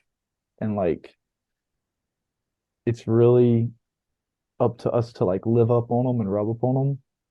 But I see it biblically with we're just to go back to the church and evangelizing. I saw it with people turning their backs on not the needy in terms of people that can't buy food, but like the spiritual, like I think about it with Jesus going down into basically the ghetto and like, giving this exorcism. I can't remember if it was Mary Magdalene. Uh, I hope no Christian, I hope no readers come at me for that if that's wrong. But like these were places that the Pharisees, the Jewish high priests, they would not go because it's like unholy and so unclean. And like that is where we are supposed to be the most. And I don't think that the modern church walks with that well at all. Like we have to be coexisting. I have to be friends with atheists. Like it is my duty, and like God has gave me the grace to not fall into atheism, but I can live beside of them as human to human, share my faith. I can listen to their lack of, whatever it may be, and like in hopes that there's like redemption. Like we have to, as like young men, strong men, have to be able to put it in like a symbolically like go into those ghettos, like go into those places. Like when I had my conversion, I was in, like I said, junior year in fraternity life. Dude, I don't think that was an accident. Like I think that I was meant to be in what I would call a snake pit of a college. I mean, you think of a more debaucherous place. And I don't think that that was an accident at all. Just like, you were meant to have the focus that you have on mindset, mentality, health, all these things, so that one day your family is going to like cherish your ideas on the matter. Like you're exactly where you need to be, but so are they.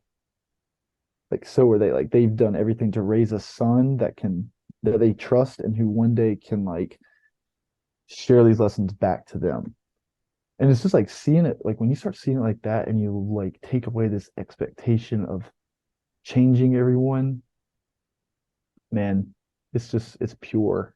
It becomes like more pure than like striving and like having Yeah. that weird undertone.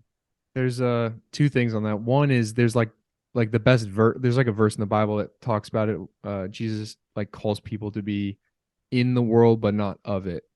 Mm, Like place yourself in the mm, presence of it, but don't concern yourselves or involve yourselves with the things of the world.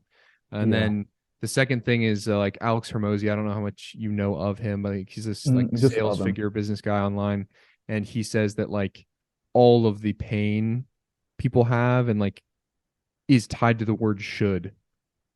People Mm, should do X, Y, and Z. Like it's just wow. expectation. Like you should live your life this way. You should eat this way. Well, why? Like if you just take should out of your vocabulary and your life entirely, is there suffering?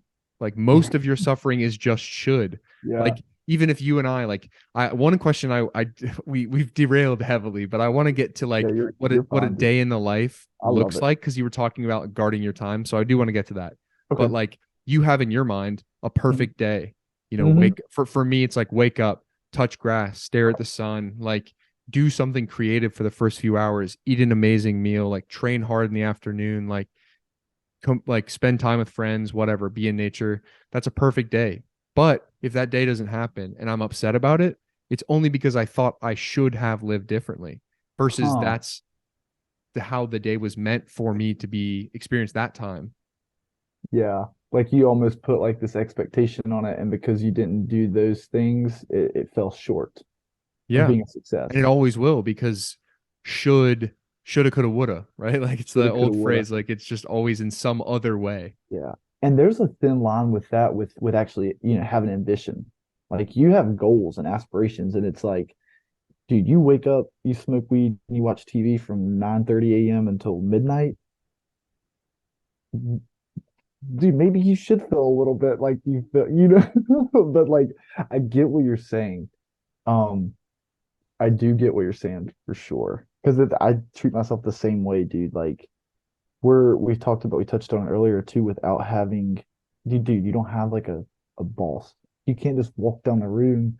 You can't walk out of your office down to the hall and be like, hey, what's the next assignment I can work on? It's like, yeah. So I've had to almost reverse engineer what a good day looks for me like whenever like the nights that I'm laying in bed and I'm not up overthinking, it's like what did today consist of? And and if you want to get into that, you can kind Yeah, of jump yeah. So I into it. mean, you to circle back, you met basically we're talking about a way that you're avoiding some of those sins of the flesh, we'll call them, is that you're just guarding your time more carefully, which is Yeah. excellent. And it's necessary, as you said, that art takes discipline, and I really love Mhm. that. Um, and it goes to our conversation even with like evangelism, like the best way to evangelize is live an amazing life. What is the testament of that? Is the amazing art you create. So as a man who creates art, as a man who writes, what does a day in the life of a writer look like? And it may change day to day. Yeah. And I like, you know, the Mhm. concept of leaving it up to um kind of magic and serendipity, but also Mhm. have there is a structure, right? Like what does a Has to day be. look like for you, like forcing yourself to get in the chair? Yeah, and and again, dude, like expert level awareness because like you want to leave things up to spontaneity, especially like, dude, I don't have a 9 to 5 so that I have the ability to go do things when they come up. But that doesn't mean that like all my time is free. And so there does require like a routine, and I hated that idea, dude. I don't really even like the word still, but the last couple months, I'm like, dude, I have to have a routine, a loose one. And so it now more so involves private versus social. And my time is so there are times of the day where I'm not going to be on my phone.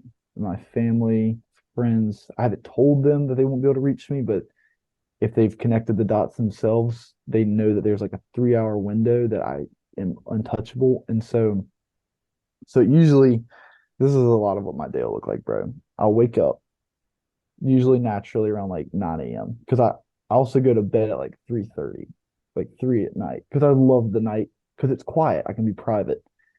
So I'll wake up, 9, 10, nothing crazy, and cool it. Dude, I will make a cup of coffee and like sit on the floor. I will try not to check my phone. I may read like a little bit of like a couple pages in my book. A lot of what I'm doing in that time is looking over my notes from the night before. Like if I wasn't if I was like doing drugs or something, like not in a place that I could actually execute. then I have to like look at it sober minded and think like, what can I do today? So dude, after that, bro, it's like, by now it's like 10:45, 11, and I'm pretty zoned in. And so like I will, especially if I'm doing creative work, this is the way I see it, Zach. You get one time period a day, maybe two, always at least one that you can tap into flow state. Everyone can get into flow state one time a day for at least 2 hours. And for me, that's always about an hour and a half after I wake up, like 10:30 to 1 p.m. And I'm not eating. I don't even think about fucking food, dog. And then so I'll work, do stuff like that. And then I just try and mix in. I have like pillars, like I need to read scripture or something like that. I need to read. I need to sweat. I need to hear another human's voice. And there are these like loose pillars that I more so have like goals for the day instead of like a strict timeline. Because I've also realized like certain things that are inspiring is like, driving. But I can't work while I'm driving. But driving is a part of my work because it's where all my ideas come from. So when I get down, like last night I got here, I hadn't been here for 3 weeks. I've been in the mountains. And, you know, my buddy, I'm sure wanted to catch up, but I got out of the car. Got out of a 3 hour car ride, and I was like, dude, I got to go sit at my computer for a little bit. And I got back at 9:30, and he's chilling in there still. So I'm more so my routine revolves around other people and alone time. Because I'll tell you, dude, a day in the life of a writer or creator is a lot of downtime. Like you're just kind of like I pace back and forth smoking cigarettes. I've got a punching bag in there, do like an ab roller, I'll get on the floor. And then like if something happens, I'll sit down and I might need an hour and a half to get that idea out. And I'll look up and be like, damn, it's 5 p.m. And so it's like that. And I judge that by my worst days. My worst days are when I don't have any time to myself to move that creative needle. Like, yeah, dude, if me and you were sitting in here in the living room chatting, I can pull up my computer and do some sold idea website development shit, some editing for Substack, but that's not what I need to be able to sleep at at night peacefully. And dude, that has caused a lot of I'm not texting people back, bro. Like I'm not answering calls. And not to be one of those like douchey, distant outsiders. It's just like that'll be there in like that is not my priority. So it really is like cherishing that alone time and like dude, prioritizing it to such a degree that other people can get like offended.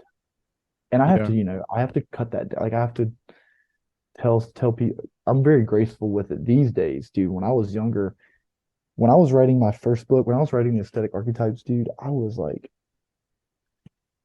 hateful because someone would call me in the middle of it and like take me out of and I picked it up, it's on me because I answered the phone, but I would blame them for killing my buzz, like blame them for taking me out of the zone, and like I used to do this to my family. And now I'm getting like they're more understanding about this need for alone time and not just to get high and dick around and watch TV, like alone time to work. And I'm more understanding about, they just want to call and talk and like they need to plan a meal. So they want to know how much food to fix. It's like really finding that balance. And so my daily routine is I try and like 80, 73/4, 75% of it is like I want to be alone. Dude, even if I'm in the gym by myself, even if I'm walking, swimming alone, just so my ideas can incubate. But that other 20% or that other fourth is other people, dude. Like friends talking to you, like um I'll call my grandma. I love calling my grandma. I love being around little kids. Little kids, they say the craziest shit all the time, dude. And like that's fuel, like the outside world is fuel. I don't know if you know the author of Fight Club. I don't know how to say his last name, but like Chuck Palahniuk. Yeah, yeah. Like listening to a podcast with him, and he was saying that it was Rogan. Rogan was like, do you find a lot of like artistic inspiration like in nature, like through like things like watching insects? I can't remember how he worded it, but Chuck was like, I don't. He was like, I don't find really any inspiration in that. Like, I admire the natural world, but my inspiration comes from conversations I hear my friends having and the conversations I hear around the bar or the restaurant. And that's that I truly do prescribe to that. So the routine is like alone, and I'm disciplined with my alone time, and then I'm disciplined with what I do with that alone time, as well being disciplined with making effort to see or at least call friends or family. Yeah. Yeah. It's Yeah. good that I like that you're using the word discipline with things that people don't usually ascribe discipline to, like calling people. Mm-hmm. Um, I actually was just catching up with a friend I hadn't talked to in damn close to a year, which is crazy to say, but Mm. he moved to the West Coast for a tech job. And anyway, we were catching up and it was really excellent to talk to him. But we even touched on the fact, and I was asking him, having gone halfway across the world or across the country, Yeah. how do you maintain, some of those friendships that stayed to where we are on the East Coast? And he's like, yeah, you just gotta like make the time. And it's something that even with my own siblings, which is like, it sounds like almost inhumane or robotic, like to have to schedule time to call your Yeah. brother. But Mm-hmm. like, if you don't do it, it will not happen. Yeah. So you have to be disciplined about like if the thought comes to mind, shoot them a text. Hey, I'd love to call Yes. you in a day or in an hour. Like, do you have any Mm-hmm. time? And if they're busy, then they say no. And hey, does this other time work better? And I also like that you talked about like kind of rubbing people the wrong way, but you Mm-hmm. have to protect your time Yeah. preciously. It's actually the outro of this podcast. I say your time and attention are your most valuable resources. Mm-hmm. And it's so true. And you have to protect them with like insane, like almost unrealistic amounts of Yeah. like fervor, because otherwise they're just getting zapped. People text you, people call you, Mm-hmm. there's a video, like the feed is trying to draw you away. And if you have a job, then like your Slack channel is going crazy or whatever the bullshit is. Yeah. Like it's just like boom, boom, boom, boom, boom, boom, boom. But if you ever want to like be truly creative, you need the nothingness. Like I just went Yeah. to the woods for 5 days with Yeah. nothing. And Yeah. I mean, that was miserable in its own right. I don't think we have enough time to go into that right now. But like, man, like it's just you have to create the gap for you to be Mm-hmm. able to hear. I say you can only hear God in silence. So you have Mm. to just create the stillness for like idea entry. Because it really Dude. doesn't come from you. Yes. In my opinion, it doesn't come from you. It's just No. like getting zapped into you and Yeah. onto a page, a musical note, whatever. Dude, all idea, all creativity is extrinsic. I mean, you might make like, dude, the recipes come from outside. Like, I don't care. I heard Rick Rubin say it again. I had thought that. Rubin mentioned it yesterday.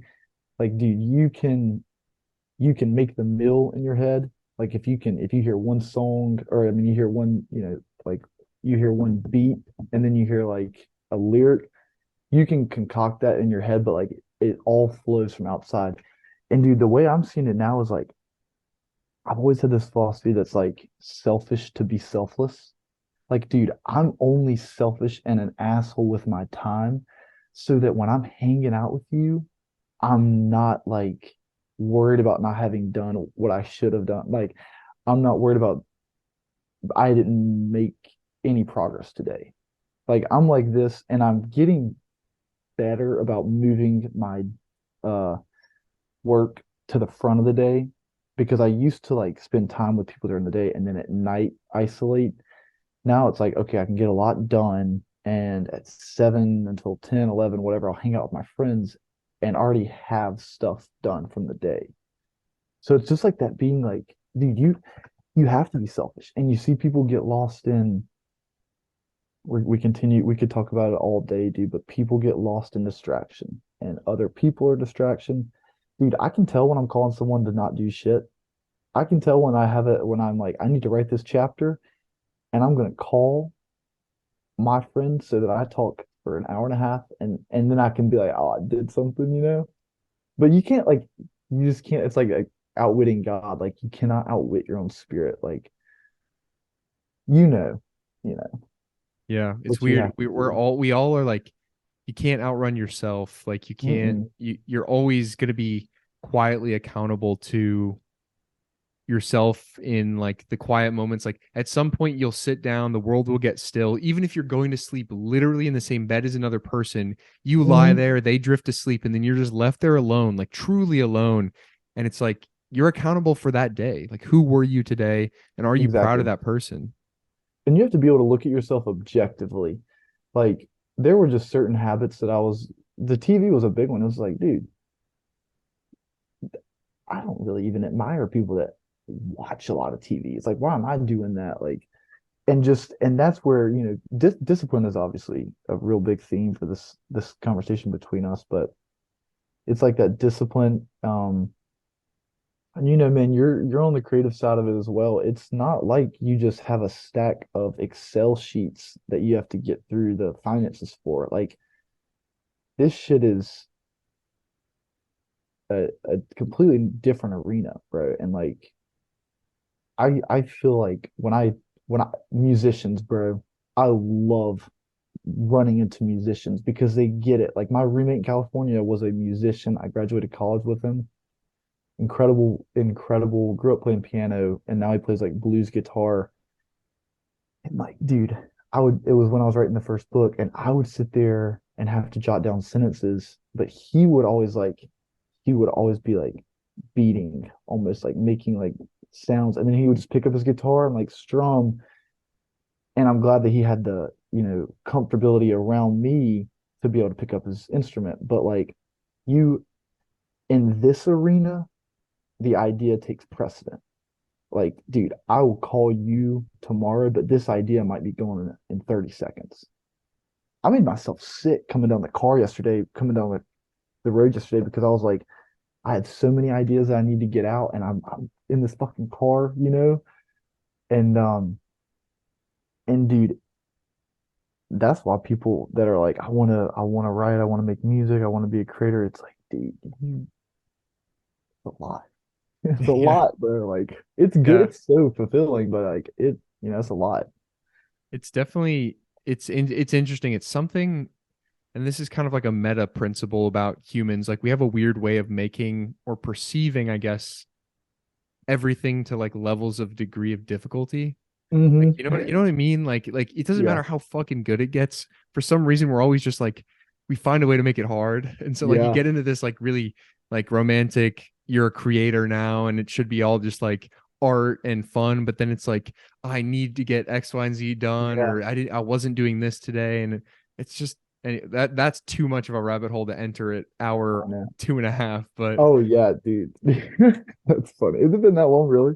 yeah, well, I don't think it's maybe just two, but it's been Yeah. so good. I want to like curtail this at some point so that we leave room to hopefully return to maybe a part two in the future. Yeah. Um, but Yeah, dude. I do ask three questions on this podcast as kind of a closer. They've been somewhat related to what we talk about, somewhat not. So I will apologize if they're a bit abrupt. Yeah, you're But cool. this podcast and obviously like my audience and I think a decent subsection of yours is young men, and so Hmm. we've talked about kind of what it means to be a man. We've touched on Christianity as well, but the first question I always ask is, in your eyes, what defines being a man? Dude, I'm gonna use a very cliche word for it, but it is frame. And like I don't mean like holding frame with like in a relationship, but I mean like you have to be so confident in what you're doing that people can come up and they can throw doubt, hesitate, like they can put all these realistic things, worries that don't affect you. I remember seeing it one time with my stepsisters. All four of them were going through like, I don't know, dude, they were acting crazy. They were literally acting crazy. And they like I had this image of them like being this like really chaotic ocean storm. And they're like we're in our kitchen around the island. Um, and dude, this whole thing, the whole time I was like, seeing myself as like this lighthouse with like this beacon of light. Like, yeah, they're emotional, like they're in this emotional storm, and like I have to be the if I commit them with chaos as well, then everyone's worse off. Dude, and this applies to everything, bro. You're going to a concert venue with a girl, you're not deflecting and deferring to her to lead you guys to the seat. Like you have to do what you would do at all times. Like I'm trying to think of another example, but that really does like broad. So it is have frame in your beliefs, your ideas, have vision and knowing where you're going, and do not hesitate and do not defer advice. You can ask advice from someone you trust. Like if I call you up, Zach, what do you think? But like it's your life, dude. And one day, a lot of young men, they don't have dads that have passed away. They can defer to their dad. Matthew McConaughey is a good sentiment like that. It's like you don't become a man until your father dies. Because up until that, dude, something goes wrong with my car that I don't know, I'm gonna call my dad. But it's like you should already be walking in that because to someone, to your little sisters, your little brother, to a girlfriend that I may have, I'm the man. Like I'm the one who's making decisions, and like the decisions I make, they may lead us into a worse place or a better place, but it should be able, like you should be able to say that you did it. So Yeah. that's what I would say, dude, is like pure confidence in your own actions. I love that. That's a really interesting way of putting it. It's a word like frame that hasn't been brought up thus far. Mhm. But I think it's super powerful. Um, I see so with I love that a dating. lot. And I don't know if you've heard, I'll have to send it to you after this, but Aubrey Marcus wrote a poem like a man is a mountain, a woman is an ocean. Kind of talks about a little bit what you're talking about. And I what's haven't heard crazy that. is I was writing a poem myself. Like I'm not a poet, but every once in a while when I get real emotional, I'll write poetry. Yeah, and yeah. and You're a like poet, I man. was writing a poem called "A Man Is an Island, a Woman is the Ocean," and so I heard that and I was like, Wow. "Damn, he beat me to it." But anyway, I'll have to Dude, send it to that's you after good. this. But he Yeah. talks about how You beat like me to it. I feel that. the feminine is like kind of the energy of like coming and going, and it's Mhm. equally beautiful and powerful, Oh yeah. but just different. Like the Yes. mountain will withstand the wind. It doesn't mean the wind is any weaker, but Hmm. it's supposed to come, it's supposed to go, it's supposed to twist, it's supposed to turn, and the mountain just chills. Like it's like I'll be here when you come back. Like Yeah. do your thing. Very important. I mean, dude, the whole thing, even with younger guys, like, dude, that's why you see people that really grab onto like brute divorce is his kind of content is like and God bless Brute because I feel like Brute is like a father to thousands of young men who need like a strong voice that doesn't speak with hesitancy. Like these young men, like they're hooked on that. They want to be that Tate. Tate, same shit. People get on to Tate not really because his message, but his confidence in his message. And like this is what we need to teach the younger guys to do. Like you don't need anyone else's approval. Like if you're right with God, and that's why I trust on and lean on God so much, is like that's my authority. Like no one down here can the vax was a big example of all that, but it's like if you're confident in what you're doing, you got to go vertical and you got to like stay strong. And women will, don't like fall into women, don't do things to get that like I'm sure you see it and live it. You seem to live it, you know. Yeah, definitely. I mean, it's a message that's in total alignment. It's why I think like self mastery is so important because you can call it God, you can call it whatever, but like in my opinion, it's like we're accessing the divine within Mm, us. Like even in the Bible, it says like you're made in the image of God. It's talking about your ability to access like total congruence and hmm. total clarity of purpose, and whether it Yeah. comes from like your sense of prayer and like I believe I'm aligned with God, or I believe I'm aligned with my purpose. Like purpose is so fundamentally important as a man. Like you are So literally so lost important. without it. And like we talked about with the accountability to self, like you can play the game. You can like start a family without it. You Yeah. can start a business without it. You can get years and years down the line. And then at some point, you're still lying in bed and you're not fulfilled because you never found the thing that Yeah. you're totally deeply aligned with.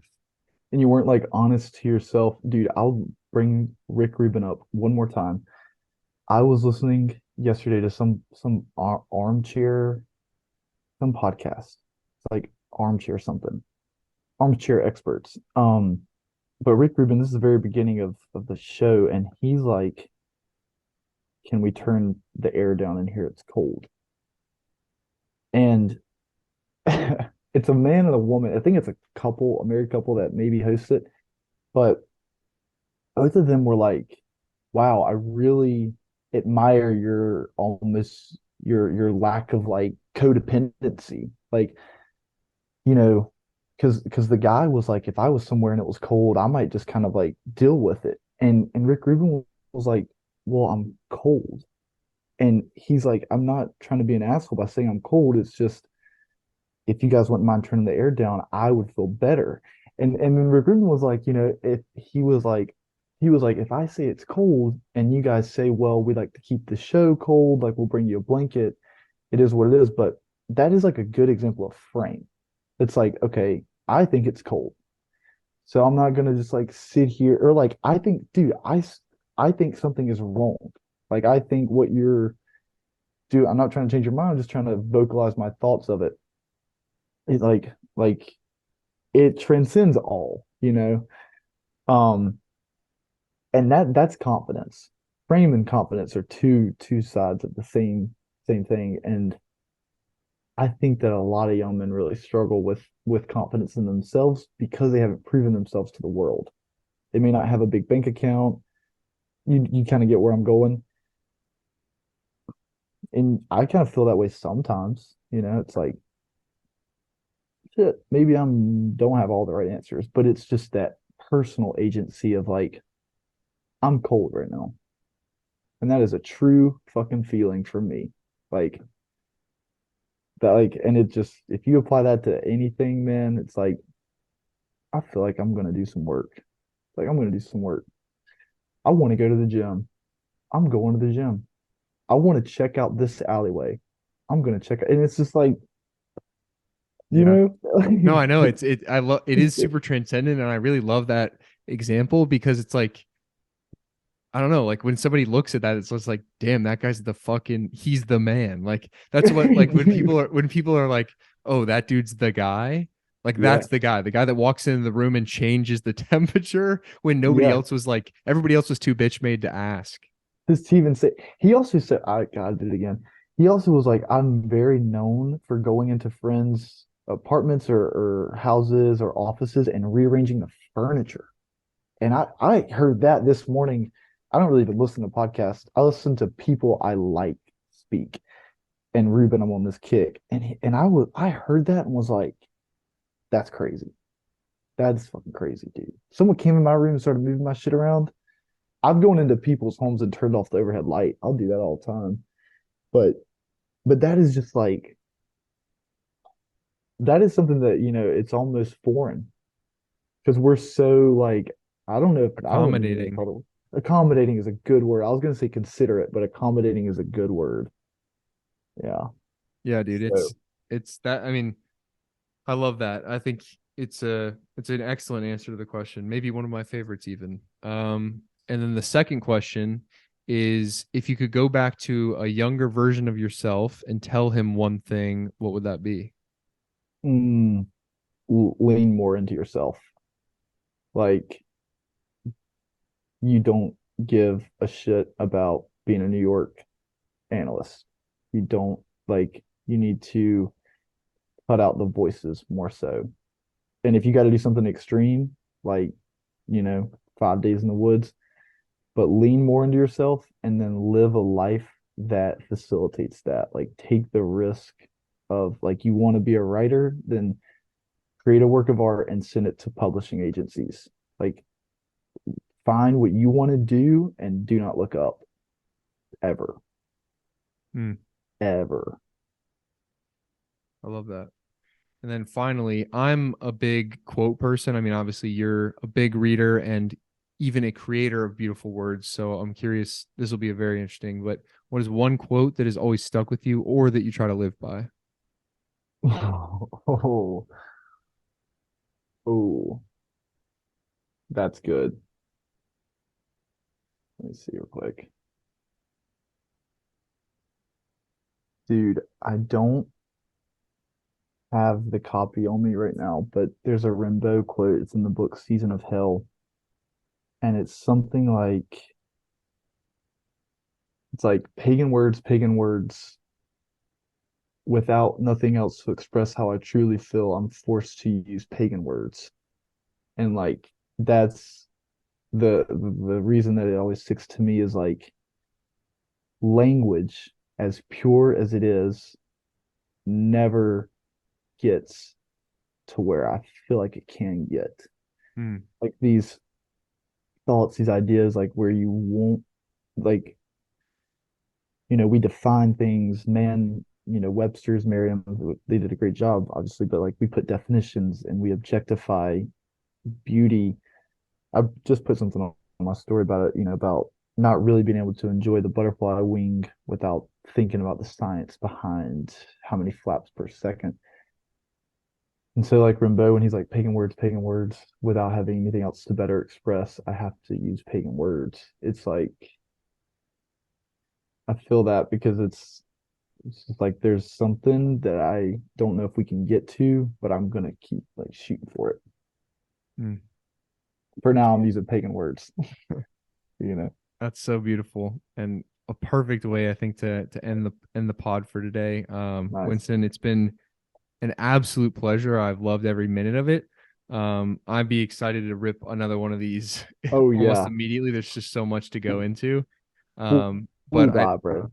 at this point, I want to give you the opportunity to say either anything that you want to get on your mind, let people know first of all where Mhm. they can find you. I'm sure a lot of people will come to this from your audience. So like, what are you Mhm. working on that you're excited about? Where can they find you? And any kind of last words?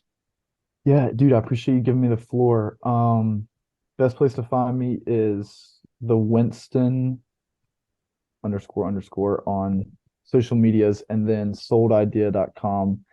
I will say right now, two large projects. I'm writing a movie with some guys our age, like directors, Matty Ice, good man, who reached out, one of the tone of voice. So there's a big project going on in my life with that.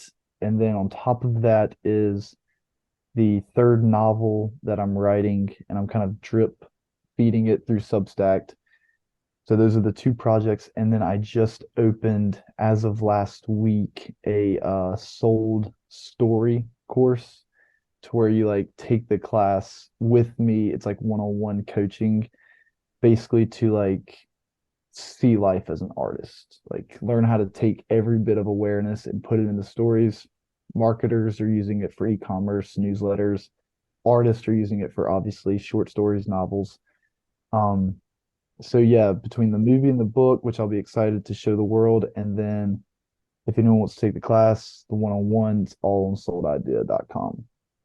Very cool, man. That's Yeah, awesome. I'd love to off air pick your brain about that a little bit because I think it's yeah, a similar arena to what I'm working on here. for sure. Um, to everybody that's made it this far and soldiered on to the 2 hour 30 mark or however deep this is, I appreciate every single one of you guys, whether you came originally from me or from Winston's uh, audience. I appreciate every one of you. I know Winston's dropped a lot of knowledge and I certainly have gleaned a ton. So I appreciate you guys sticking through. I hope you found it valuable. If you find any of this interesting, I obviously you're hearing it on either Apple Podcasts, Spotify, or YouTube. So you can check out more of my work there. You can also go to at Vitruvian Gentleman on Instagram or at ZDSCHENKEN on Twitter to see my thoughts and ramblings on the world and whatever else. I'm not sure when this podcast will be out in succession to. I briefly mentioned the silent retreat thing. I think I'm going to put that one out before this. So you've probably heard it. If not, and you want to go back and hear about my experience, it's probably the previous episode, but expect to see myself putting out more content, and potentially a Winston part 2 if you guys would be interested in hearing more. Totally. I know it's a unique opportunity to hear a writer speak in their own voice and kind of speak live. So I think I feel very grateful to be able to facilitate that opportunity. Thankfully to you for your time. And then for everybody else that's made it this far, remember your time and attention are your most valuable resources. Thank you for spending them with myself and Winston today. Memento Mori, and I will catch you on the next episode of the Vitruvian Man podcast. God bless. And if he fails, at least fails while daring greater, so that his place shall never be with those cold and timid souls who know neither victory nor defeat.